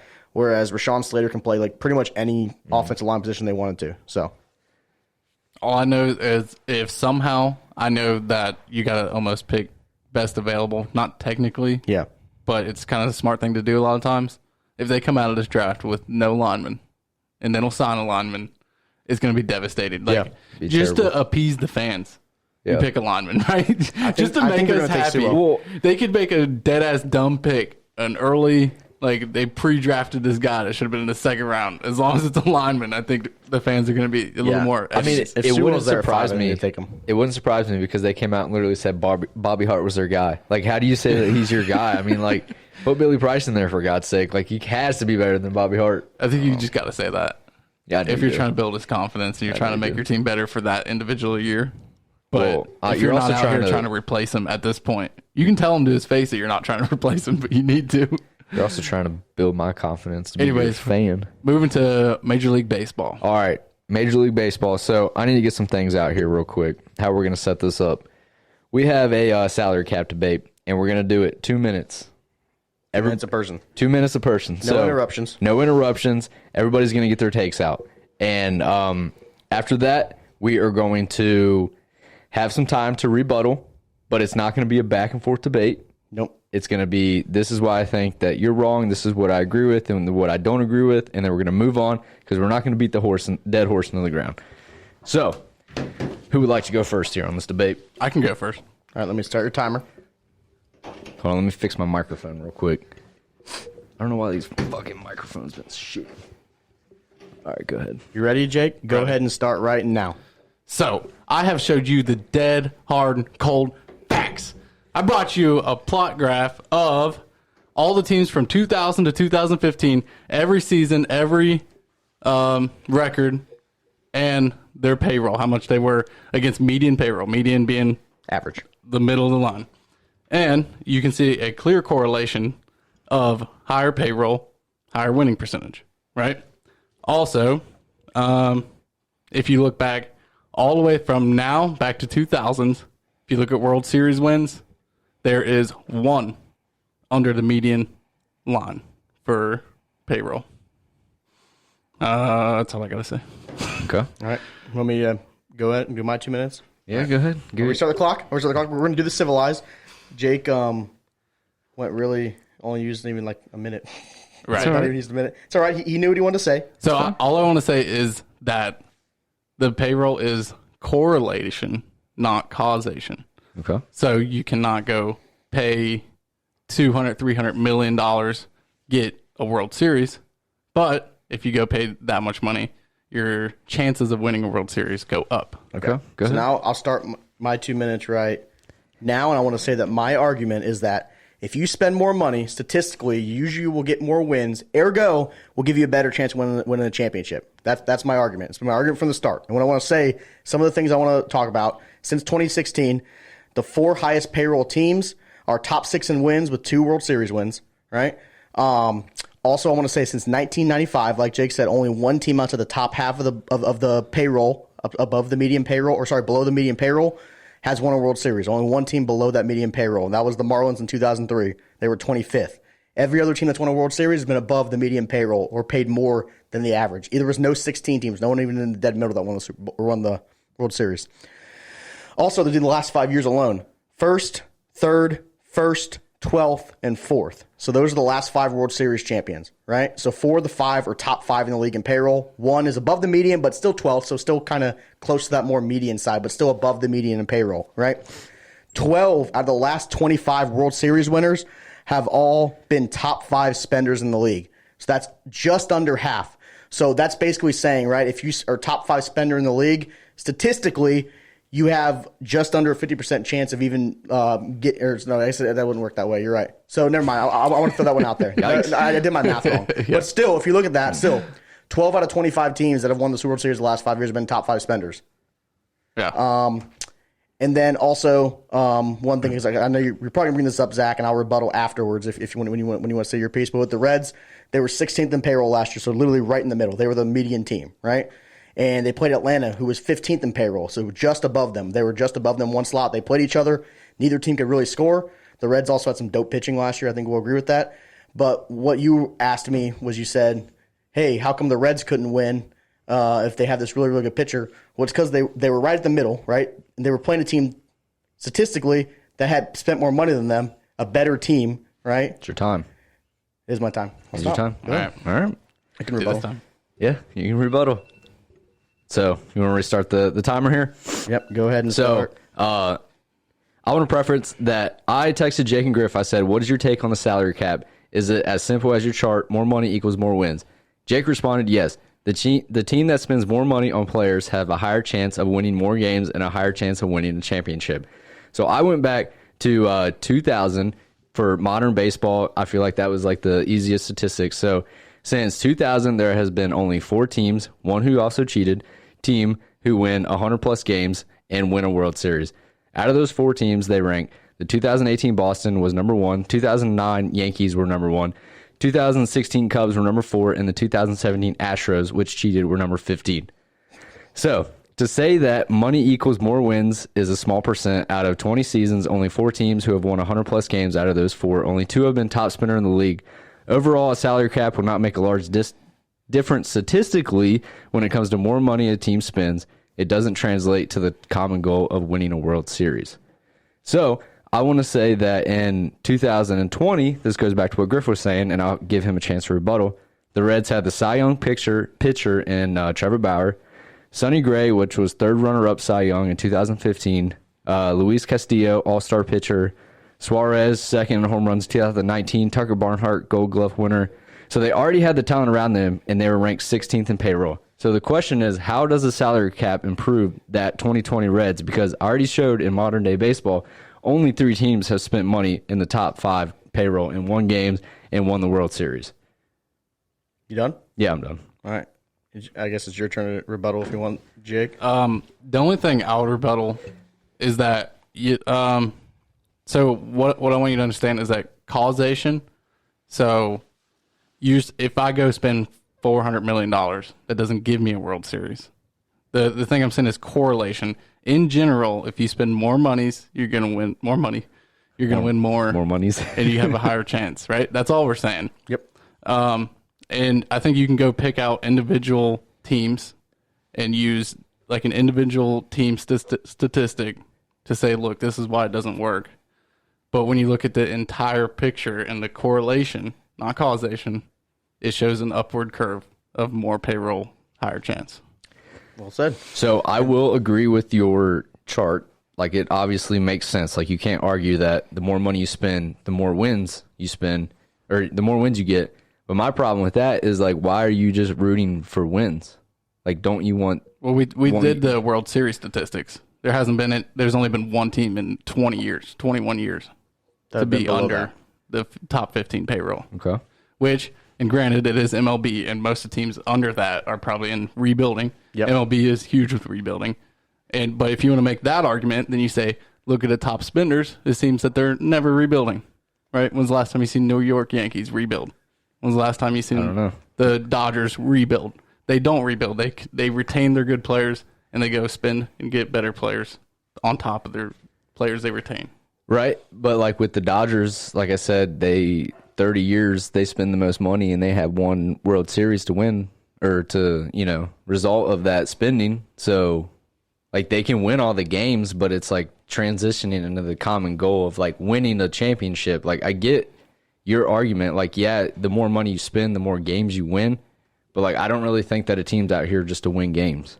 I agree with that. I think my argument is that if there's a salary cap, right, there's two things I want to address, salary cap and the Reds. The salary cap, I think it would make it more even. I think it would also help the Reds for the fact that the teams that were highest in payroll were only highest for the allotted they could have. The Dodgers are going to have less good players. The Yankees are going to have less good players.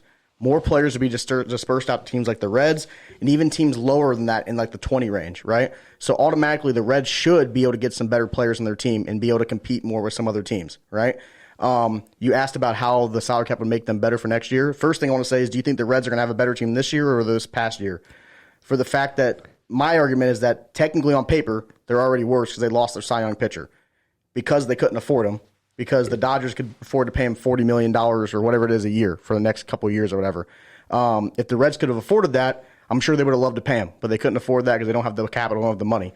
There's a salary cap in place. He's not going to get paid $40-something million a year because no team's going to want to pay that much money to one piece on a 25-player team. You get what I'm saying?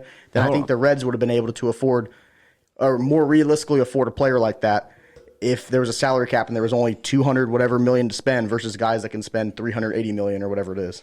And that's where I feel like my argument gets lost, is because I don't care about next year. Like, we had the pieces in place in 2020 to win. So that is my whole argument, is why does a salary cap affect that the Reds were able to be 16th in payroll, make it to the playoffs, but not be able to go farther than what they did? So what I want to say is they were 16th in payroll and they finished 16th in the league. Okay, well, what did Atlanta finish? Did they finish 15th in the league? They were 15th, and they finished, I guess, technically be like 4th. Okay. Something like that. Because I think they lost to the Dodgers in the CS, I think. I kind of want to push back a little bit. I don't think the Reds had the pieces in place to win a World Series last year. I think they were a good team. They were in a really good division, so I think that didn't help their win total as much, which I can agree with that. But I didn't see them as like world beaters last year, right? Even the Cubs, who won the division, I didn't see them as world beaters last year. Like, I don't think they were that great of a team.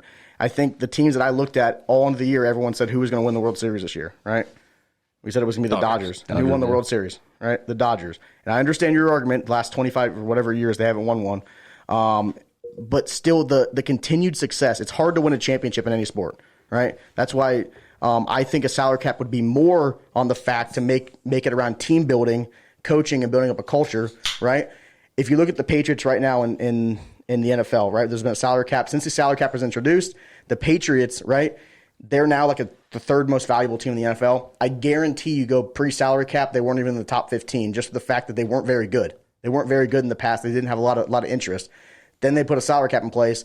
They built a culture there, got a great head coach, and drafted a quarterback who's the greatest player of all time, right? Mm-hmm. And now their money went up. So, because I was looking at that first, I was curious what they were. And their money over the last 25, 30 years has gone up insane because they started winning. But they sustained a culture there and built a culture with a salary cap. Before the salary cap, they weren't very good, and they didn't have a lot of money. That's the point I'm trying to make, is that if you have a salary cap, it's going to be more about coaching, more about building a team, more about building a culture there than just saying, I'm the Dodgers. We've won one World Series in 30 years, spending the most money.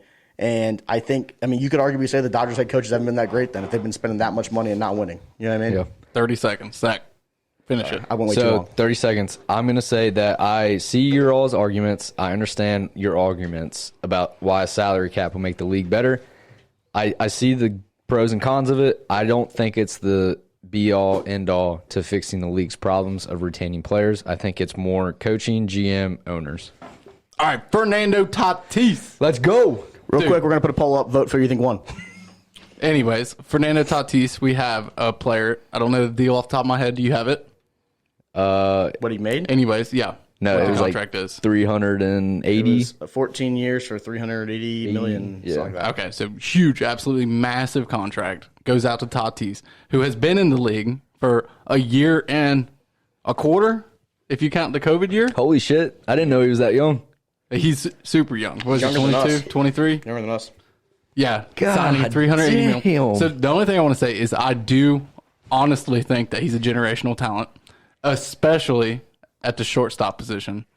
But if you are San Diego, you are giving this guy a lot of money for a year and a third. I'm not going to count that 60 games as a full year. Mm-hmm. So you're paying this guy so much money for a year and a third, which the first year he actually got injured, if I'm not wrong. Yeah, he did. He got injured at the end of the year. So it's not even a full year and a quarter. Damn. And they're paying him this much money, which I think is risky, but I also think he's a generational talent, especially at the shortstop position where there's not anyone performing at the level that Tatis is right now. I mean, the last person I can think of is Derek Jeter. No, I'm just kidding. But hold on real quick. I do want to give them props because they told Manny Machado, if you sign with us, we're not going to win now, but we're going to win in the future. And I think that this is putting their money where their mouth is. Definitely. So I think they've got some ridiculous, like $500 million something dollars tied up in the next 9 years or something like that. And two players, which is insane. Yeah. Obviously, it sounds like a lot, but that's over a long period of time. So some are saying, right, that if you think you got your guy, you think you got this generational talent like Jake does, and I would tend to agree with him because I think he's insane, right? Hopefully he doesn't fall off because he's awesome. But if you got a guy like that, there's a generational talent, it might have been a bargain deal, people were saying. Because what did Trevor Bauer make over 2 years, we just said, right? $42 million a year? This guy's only making $22 million a year over 14 years, right? So you get down to when he's in his prime, when he's possibly winning MVPs and being that guy that could lead your team in the playoffs, you're only paying him $22 million versus players like Alex Rodriguez who were making $30-something million a year. You know what I mean? So it could end up being a bargain in the long run when he's in the middle of his prime and he can't renegotiate a new contract and you're only paying him $22 million, which is a lot of money, right? And I'm not saying it's like penny change there, but still compared to what he could be worth per year, you could be under like $10 million a year what you're paying him, what he could be worth. You know Are MLB contracts like NFL? Like, do they have incentives or are they fully guaranteed? Oh, they have incentives for sure. They have incentives. They have partial guaranteed money. I don't know what his guaranteed was. And they're not 1 year deals, a bunch of 1 year deals, unless they make it that way. For instance, Trevor Bauer is 2 1 year deals he signed. Yeah, I saw that. I want to talk about what you're talking about with the player being valued at a higher rate than what they're going to be paying him, especially in his prime. Yeah. When you think of Joey Votto, we think of him now as an old washed-up hag. But you can go back and look. He still banks. You can go back at his stats, especially with the WAR, and you can actually look at the average WAR per dollar amount that the league pays for a player, and you can see that actually Joey Votto, with his performance from the past, not current years, he's not as good anymore.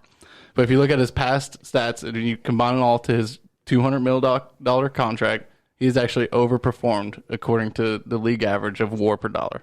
Nice. So crazy. Tatis could absolutely blow that out of the water.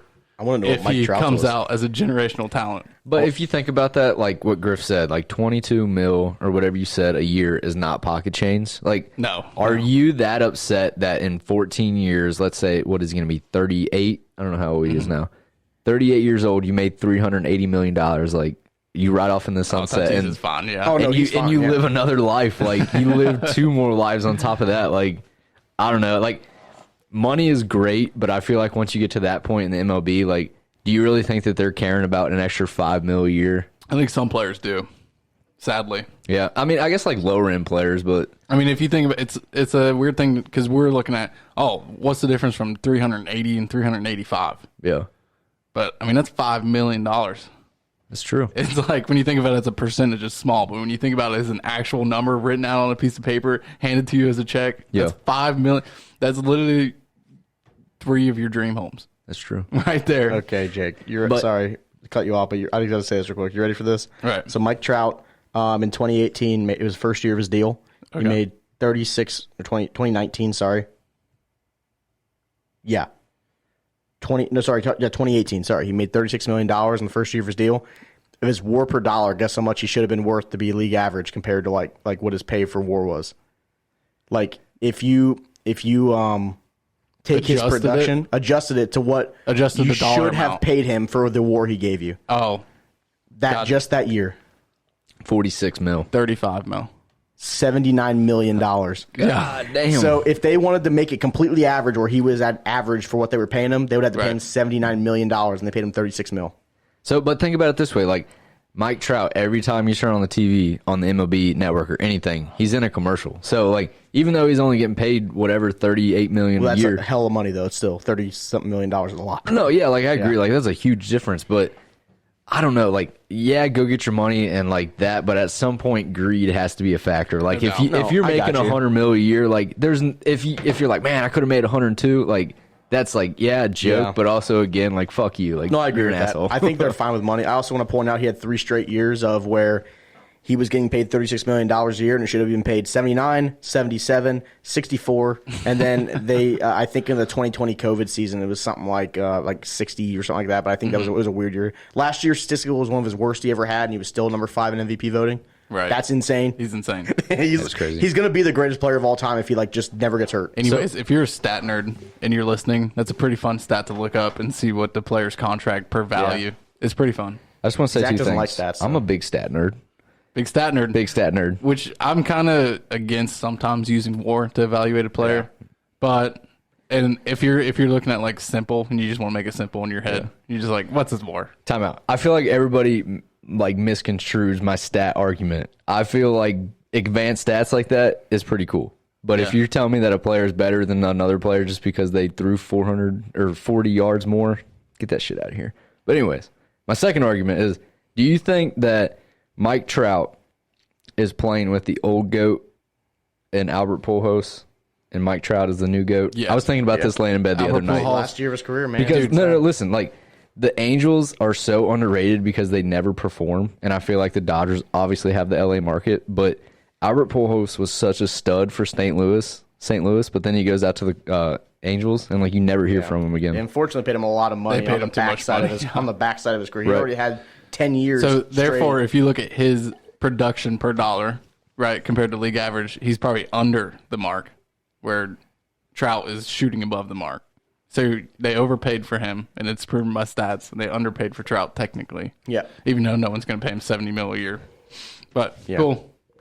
Not- Anyways, I think Tatis could easily be worth $380 million. Get back to the reason we started this.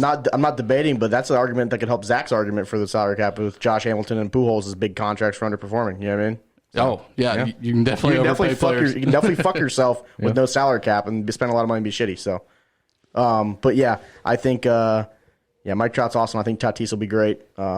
I really hope Mike Trout hits like just 700 home runs. I hope he Think just goes about fucking this. Tanks like for the rest of his career, just hits like 35 plus a Eventually year. he'll fall off and it'll be sad. I think it will too. Look at Albert Well, Pujols. yeah, I Albert know. Pujols was the guy. Like you're saying, he was the Mike Trout before the Mike Trout. Right. I think Mike Trout, they said, is like one of the first players since like Hank Aaron to have like X amount of home runs every single year, right? Like he's hit like I think Hank Aaron, the reason that he was the home run king for so long is because he hit like 40 home runs every single year, but he never hit over 50 home runs, right? It just was even when he was like 37 years old, he was hitting 40 home runs. You know what I mean? So that's why he did that. And so that's Mike Trout's. I don't think is ever going to hit like 50 or 60 home runs like you see like Stanton do, but I could see him hitting like 35 plus every single year for X amount of time and get like in that 600 range. So think about this. Remember in 2010 when Votto got his 200 mil contract, or it was like around there, and we were like, holy shit, like 200 mil for a player. It kind of goes back to my whole like aspect of time and how we started the podcast. Like 40,000 years and this probe is going to be wherever you said it was going to be. Think about how fast 10 years went by, and 200,000 was so much money, and now there's players getting $420 million in literally 10 years. Like that just doubled, and I just can't comprehend it. Like Patrick Mahomes with his $500 million deal, like. Well, in 2030, what are we seeing? $1 billion contracts? We will definitely see $1 billion contract So yeah, in our lifetime. I think it goes with what the market demands, right? It goes by market demand, right? So supply and demand. if you look at the Dallas Cowboys back or before Jerry Jones bought them in the 90s and what they're worth now, right? Over the past 25, 30 years, they've gone from a team that was like just above the middle of the road and how much they were worth, how much money they made, to literally the most profitable franchise in sports behind the Yankees, right? And so when eventually these teams are at $4.5 billion, $5 billion, I remember looking this up in high school and they were worth like $3.2 billion, right? It's just going up and up and up, right? So when we're like in our 60s, right, what are the teams going to be worth? 11, 12, 13 billion dollars, right? So what are they going to be afford to pay players if there's more people watching and make more money? So I completely agree with that. There could definitely be $1 billion contract. I also want to say that if I ever got $1 billion, right, or if I was like, because the rumors are that Jeff Bezos apparently is interested in buying the Washington football team, supposedly. I saw that. If I had that money, right, I would do two things. I would just get it right the first time and extend people's lives to their 150. But besides that, I would create the XLB, just like the XFL. You can charge the mound. You can hit players whenever you want. He is required to pimp a home run. If you don't pimp a home run, you get fined. Steroids are legal. Any type of foreign substance is legal. Like I would make it like the XFL, but I'd make the XLB, and it would just be washed up old ass players. Like Canseco would definitely be in the league. We would sign Lenny Dykstra for sure. He would be out there like calling people stuff and then getting in fights with everyone. Milton Bradley used to get in fights. I'd get all the old washed up players and I'd get them in the XLB, pegging people, hitting dingers and pimping them, getting in fights, fist fights. Would be awesome. Umpire. No, we got robot umps too. Robot umps. No, dude, you need umps to eject people. And yell, yeah. Manager fights too. That would be the best. Manager fights. XLB.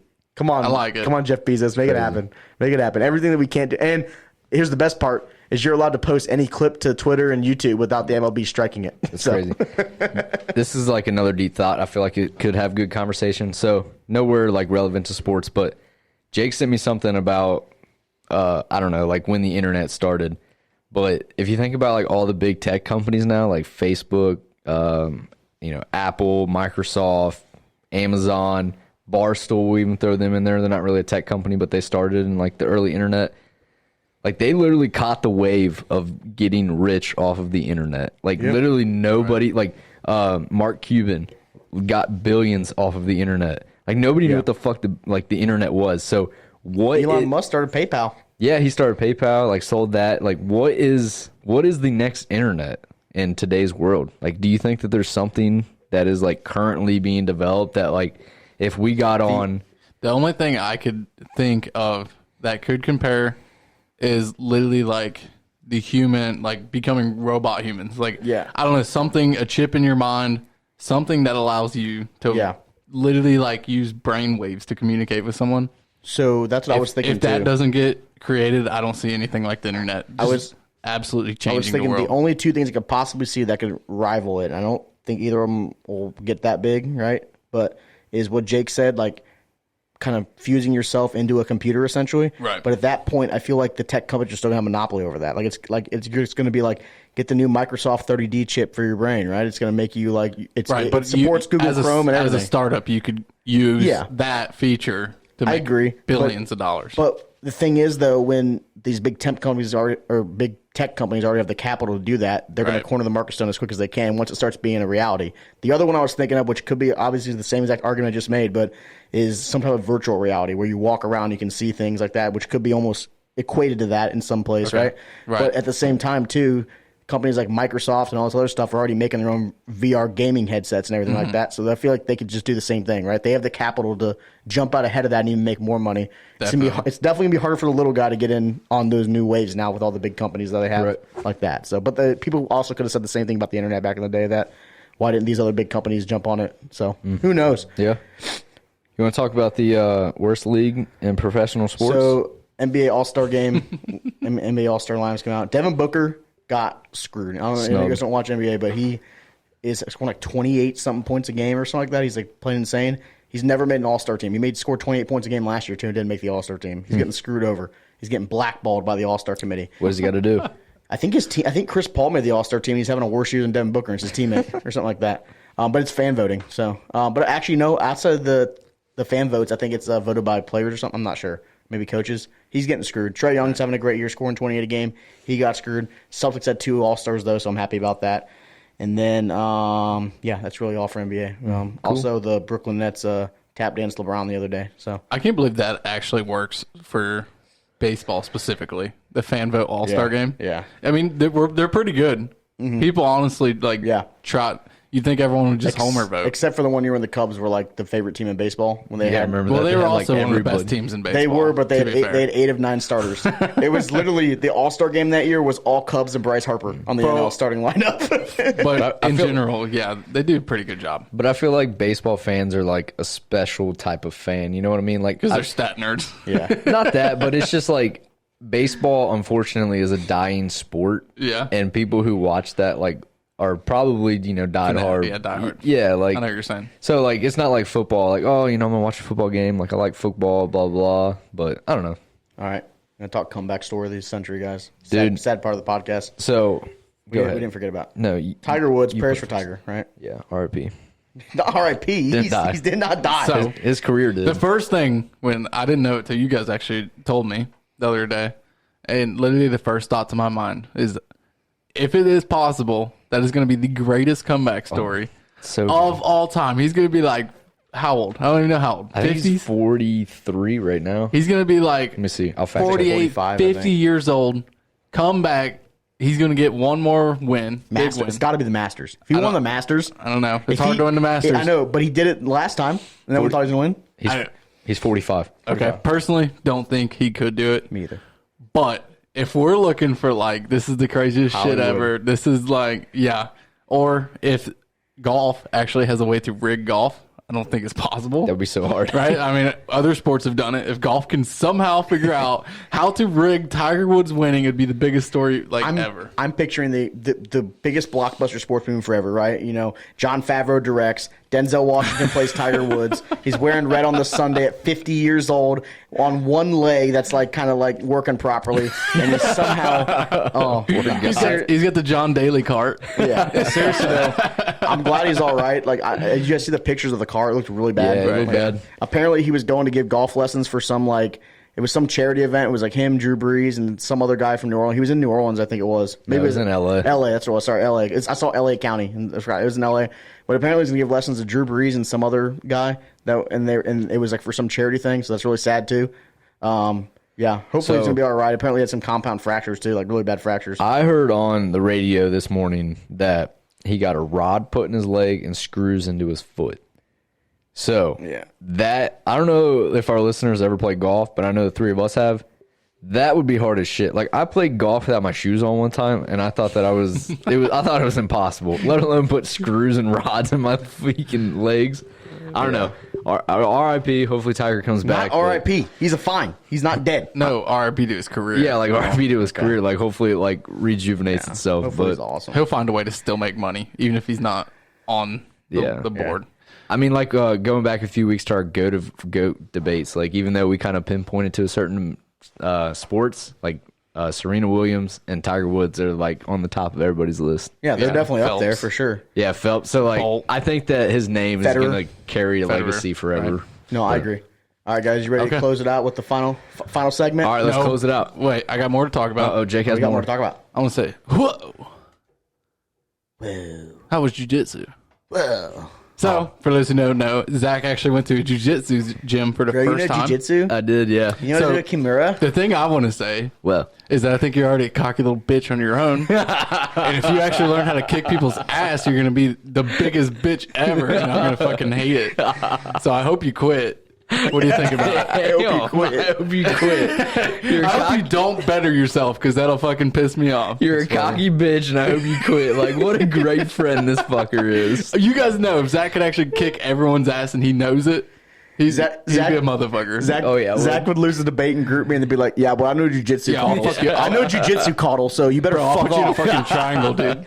Get your ass up here, Cottle. I know jiu-jitsu. Anyways, what did you think of it? All right, so one, I have a podcast. I like elk meat. I had to do jiu-jitsu. I had to And be you're like, a drug guy. Who's the drug I said guy? you. From Colorado. Yeah, you went to Colorado. You're a drug guy. Yeah. Oh yeah. Okay. I got you. But no, I was just making a joke that Rogan is an inspiration. But going back to Brazilian jiu-jitsu, tapped 3 times. I got tapped out 3 times. How many times you tapped that guy out? Was it Zero. Zero. was it choke or joint? So this is how it worked. So brief thing, like we did our like our moves of the day kind of thing. Okay. And then the So moves of the day. So I'm assuming they teach it to you. You partner up. yeah. You try it on him. He tries on you. You try it on him. He tries on you. Yep, or you try it 3 times. Something like that. Right, yeah, something like that. So the way it was my buddy from college who took me to the class, and he was like, the way the class normally works is like we do the moves of the day, and then like only select people will roll after class. And so rolling is like actually doing all the moves, like And so out of nowhere, the guy was like, "All right, partner up. We're doing a 3-minute rounds. Like, so it's a long time. No. Three 1-minute rounds. Okay, 1 minute rounds. That's better. That's better. So, I did my thing, and then he was like, all right, switch. Did my thing, like, with a random dude. This dude, probably 6'1", maybe 280, like, big motherfucker. Big dude. I actually surprisingly got a takedown on him.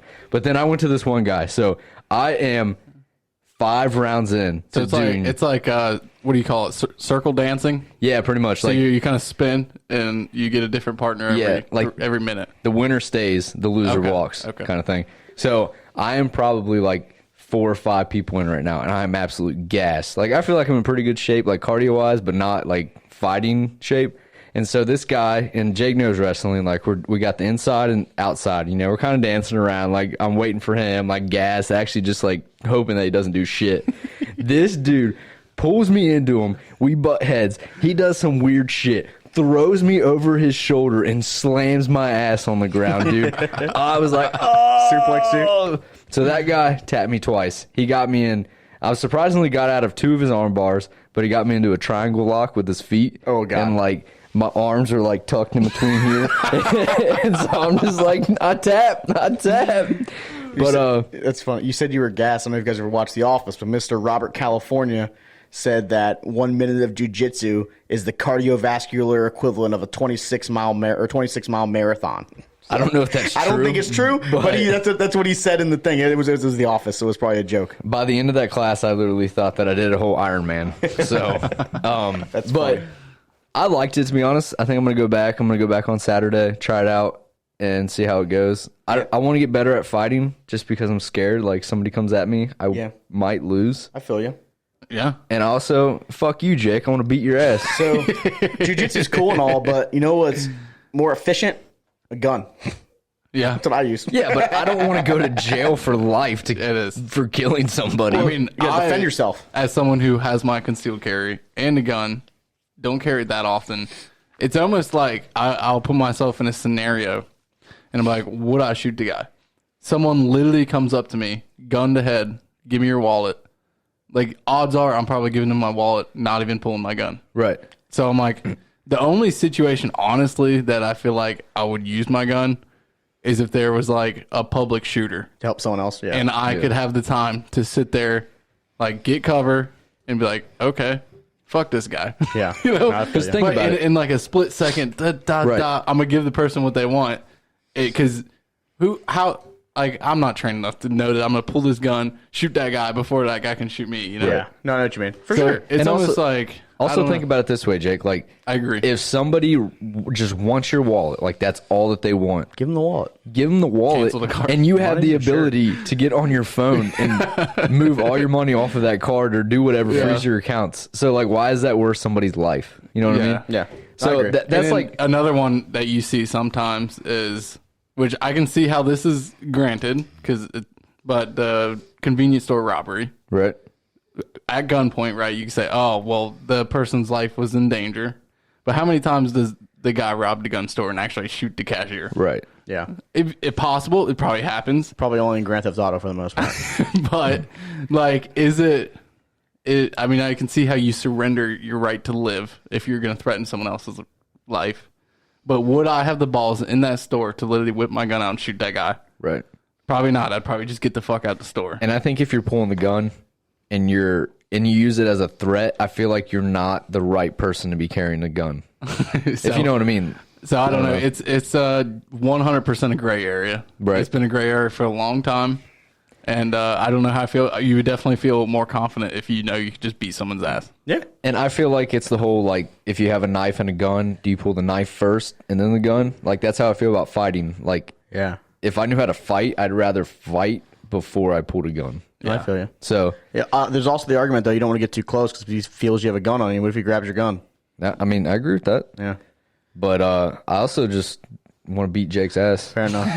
I hope you punch him. I punched him before. So I don't know how to punch. Oh. I haven't learned that part yet. I've only been in one class. You know where you can learn that? Personally, On Reddit. Personally, I hate wrestling. Did it for like 6 years of my life. Yeah. Think it sucks. I'm sore as fuck, dude. Getting held down, getting all claustrophobic. Ugh. My knee hurts. The back of my neck hurts. I hurt. Anyways, going on to Reddit. Let's do it. So we got some Dr. Phil questions here. We got to help some people on the internet, boys. The best All thing right. to do. I got 3 of them Advice for from us. Gridiron Garage. I got love 3 it. of them for us. Let's go. So we got 3. I think all. So 2 are definitely gentlemen. The other one, I don't know if it's a guy or a girl. But anyway, the first one. So, should I date a girl that my dad already dated? Oh, Should you? So here's the story. I was friends with this girl. We met each other in middle school, and we knew each other all the way throughout high school. We were always a little bit flirty, but never really romantic. We each had our own, love lives in high school outside of that. Fast forward 10 years. My dad and her started to date. He's 49 and she's 28 right now. Their fling was for only about 3 months, but recently her and I have been talking, and now I kind of like her. This also feels really weird to me, and I'm afraid it will ruin my relationship with my dad. Do we date in secret? Do I just date her, or do I say stay away? I am torn. I don't know what to do. I got it. So, simple one-liner. She had the old bull. Now she wants the young calf. She wants to see what they're working with. I say he dates her. I mean, I don't know. Do you go talk to your dad? So, Hey, I Dad, would I've been assume hitting up this girl. Odds are he's only dated her for 3 months. He's 48 years old. So Eskimo brothers with your dad. What does this mean? You're 48 years old. You're dating someone that young. You're probably immature. You're probably actually going to hate your son if he dates this girl because you're an immature and you're dating 28-year-olds, 26-year-olds, whatever she was. So I feel like you almost need permission because your dad's an immature fuck and he's going to be pissed at you. Can you sign this permission slip, think Dad, it for me to needs date to- my girl? I'm curious. It seems like. So, yeah, I guess he was. I'm assuming he's 28 also, like the guy talking. I would assume they went to middle school they went to together. middle school They're together, close, unless they're right? maybe a year apart max. You know what I Right. mean? Right. So it seems like he's 21 years older than the girl than him and the girl too. Right.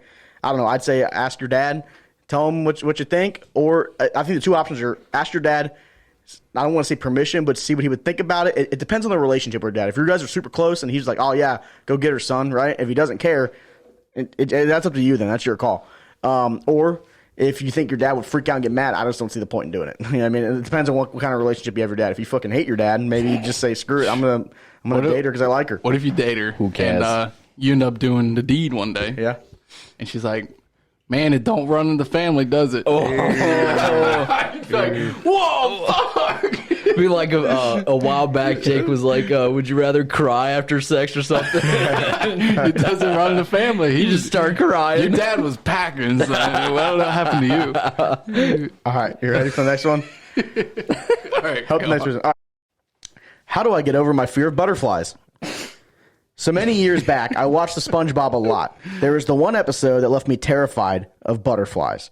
It was the one where they had a caterpillar that turns into a butterfly. It's a real action film of a butterfly, a real life action of a butterfly escaping from a cocoon, and it flies real close to the screen. It terrified me as a child.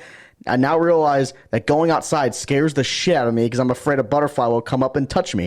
It has gotten to the point where I have to only walk my dog at night because once it did in the day, a butterfly landed on my arm and I peed myself. How do I get over this irrational fear of butterflies? They're not that scary, but when I see them, I freeze up. I think you have to see a therapist. Yeah, for sure. That's what I was gonna That's say. what I was thinking. Because- That's a phobia. For one, they are not that scary. For 2, they're not even that common. I mean, if you even see a butterfly outside, you're like, holy shit, dude, look at that butterfly. This guy's got to be Like, living somewhere grassy. but I know what she's talking about, and that was a scary looking because it was up close of the butterfly. Yeah, I remember belly. that episode when I saw that. But yeah, you got to get over it. Whether that's seeing a therapist, whether that's talking it out with someone, or I don't know. I don't want to advocate taking meds, but something's wrong. I think you got Right. 2 options here. One is the smart one, and one is the probably not so smart one and kind of messed up one. The smart one, go see a therapist. Like, they can help you through it, right? The other one is you got to kill a fucking butterfly and just prove you're the boss. Oh, that would be good, dude. Like a butterfly training. Yeah. Like you have a real close friend, and he just tortures you with a butterfly all the time. Damn. Probably wouldn't work. It'd probably mess you up. I think that'd mess you up even more. It'd give you, Like, if you were throwing fish at me, I'd probably throw some jiu-jitsu on you. probably have a panic attack. You're afraid of fish? I just learned this. You're afraid of fish, Zach? You don't like touching fish? I hate fish, dude. I hate being in the same environment as fish. Oh. They scare the shit out of me. Don't they, Jake?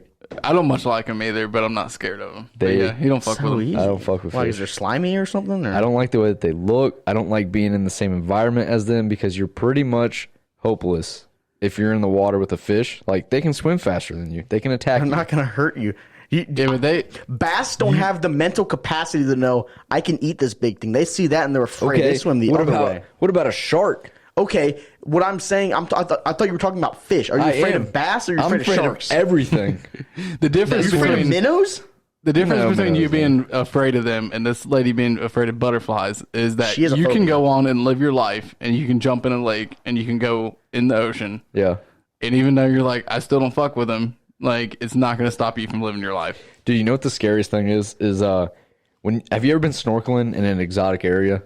No. I was young, but yeah. So I have a couple times, and they give you this like oatmeal like fish food thing, and the fish are so trained around the coral reef that like when humans get in the water, So I jumped in the water, and literally fish are just like smacking me in the face, and I'm like that probably messed with you, dude. I threw it. Yeah, I was like, you go get that bitch, and I'm gonna stay right here. Go fishing with us this summer. I'll go fishing. We'll catch some fish. You got to take them off your own hook, and you got to hold them and everything. I'll do everything but take it off the hook. Like, come on, call me a bitch. I'm going. Fuck. Just put gloves on. You can do it with gloves on. Or I can give you a rag. You can like hold them with a rag. All you got to do is just grab their lip, and they can't do anything. I do the same shit though. I know. Whenever I fish, I grab it from the hook, and then like I grab the fish and it'll wiggle, and I'll fucking jump back. And like, so hold it tight. I don't trust it, dude. You can pinch their eyes too, and they stop. They stuns them. I don't trust it. Once I learned that snakes can swim in water, I definitely don't. Fuck. So that's terrifying. So in Georgia, where my parents had that place, they used. I think I mentioned this to you, Jake, but there's that place you can jump down. Yeah. And so it's like down like around the corner. It's like a runoff from the lake, and it's like probably like what did I say? Like 20-foot jump, Jake, or something like that, or 50. I don't know what I said. Whatever I told you the other day. I don't remember how tall it was, but there's a jump down in like this. They call it like a water hole, but it's like a little hole in the water. And they had to close it down because there was multiple water moccasin nests they found just right off the edge of it, and people started saw them just swimming all around the water. And I want them to get rid of them because that place was super awesome to go to. But some people went down there and saw like 4 water moccasins, and they found like 3 different nests from 3 different like groups of water moccasins, like within like 15 feet of like the edge of the water. Damn. Yeah, isn't that nuts? It's nuts. We got anything else? That was the last one. We helped some people. So I want to say that I've sent it to you guys, but we have a link in our bio, and it is the easiest way to go follow us on Twitter, follow us on Instagram, subscribe to our YouTube page, and, listen to us on Apple and Spotify. So I just want to say special thanks. I'm your host, Zach Curtis. Alongside of me is J-Law. I got some more to say. Oh, you got more to say? I do got more to say. I'm trying to sign it off here, boy. Well, you can finish your sign off, and then I'll cap it. And at Big Daddy Griff, start playing the music slowly and let Jake put us all out. Oh my God, Jake, here we go. Dude, I was on vacation to Utah. We don't even mention it. Motherfucker, I was fucking states over there in big ass mountains. Ain't gonna talk about it. You said you couldn't even ski. That was first thing. That wasn't in the layout. I don't give a shit about Somebody should have put it in the layout. I do what the fuck I want. I told you to say if you had any stories to tell. This is I have stock in this podcast thing. I don't know. I'm partial owner some bit. I don't know how much. You're something. But anyways, your co-host, bro. One of the things, we went to Big Willie's. We met Big Willie. Yeah. This was a pool bar down there. Big Willie came running up because we just tried to walk right in, and he was like, "Yo, dude, I gotta get you your temperature and get your IDs, dude." So they give it this. Big Willie was about 3'5". I was like, "Fuck yeah, dude! This is my dude." He was awesome. I thought that was funny that his bar's name was Big Willie and he was like 3'5". He's the bouncer too. He was Did you get kicked out? No. Oh, little person. I thought Griff said that he got kicked. No, I said see, he was the bouncer. He can kick some people out. We're like, because he was playing the role of the bouncer, right? He IDs you when you come in and takes your temperature, and I was like, what's he gonna do? Kick us out? I was like, well, he might just sucker punch you in the dick. Anyways, we went out there, got 2 feet the first day of fresh powder. Nice. And it is probably one of the most amazing feelings in the world. One of the most amazing sights in the world as well, to see that much snow in the mountains. It's just like you could just sit there and soak it in. Did you stay on the base of the mountain? No, we did not. No. We stayed out, and the drive-in was actually miserable the first day. But we got in there, and it takes it out of you trying to turn and that stuff. I didn't know how to ski it the first day because we've never experienced that. It's probably a once in a lifetime experience for someone who lives in Kentucky. Explain to the people too. 2 feet. Explain to the people your experience skiing though. Like you're not like a new skier. Oh, I'm far from a new skier. I mean, he was close to being in the X Games. I don't know if I was that close, But I mean, I'm was gonna definitely be- not a new skier. I was I'm going to be your manager. very skilled. I had some competition wins under my belt as a freestyle skier / slope style skier. X Games, here he comes. And this stuff, dude, it's so much different than skiing anything that we've ever skied in our life. Yeah. I feel like you And gotta go it's really so fast, fun. don't you? Like skate on It's top of like, it. I don't know, man. Every turn is like, it took the first day especially, because I didn't know how to ski it. It was like every turn took every muscle in my body to turn my skis and get it to turn. And I was done. I was so trashed into that first day. And I started to learn how to ski it a little better with a little bit less energy. And it was just an absolutely incredible time. But there's this place, I think it's super cool. I want to talk about it. It's Powder Mountain. And they got this area in the back. And you can literally leave the resort. So it's like you are leaving controlled area. This is uncontrolled area. And you can jump off the back of this mountain, and it's just like untouched snow, just miles of skiable area. And you just ski down it, and this bus picks you up at the bottom of the mountain Oh, that's dope. and pulls you back up to like the base lift that you start out on. And it's just the most fun, dude. I rode that bus all day, just skiing out there. And there was times because my dad he was getting worn out. So he was like, just go on. We'll meet up later. And there was times I was out there and I was like, I'm probably the only guy out on this, like, It's like peacefully quiet. dude, I was probably miles away from anyone else. Like, if I got hurt out here, like, I don't know if anyone's going to find me out here. What if you saw a polar bear? But it's absolutely on the same point where it's kind of sketchy. It's just so incredibly cool to be like one with nature and experience that. So that's the situation. absolutely You missed a awesome. big opportunity to make a lot of money. So you go down there and you get lost for like 5 hours, right? You do what you want. Don't come back for 5 hours. Say you're abducted by aliens. Who's gonna like that? You're one of the famous guys on the internet. You go viral. Got abducted by aliens in the Utah mountains, right? You know what else is in Utah? Listen to Gridiron Garage. You know what else is in Utah? Dude, what if we did Skinwalker Ranch, which is Okay. a very UFO hotbed. I don't know how close it was to where you're at, but it's somewhat close to Salt Lake City, so it's got to be somewhere close to you. Idea. We do something outlandish. Get in the headlines. And then just rep Gridiron Garage the whole time. Let's do it. We're out. Let's fight Big Willie.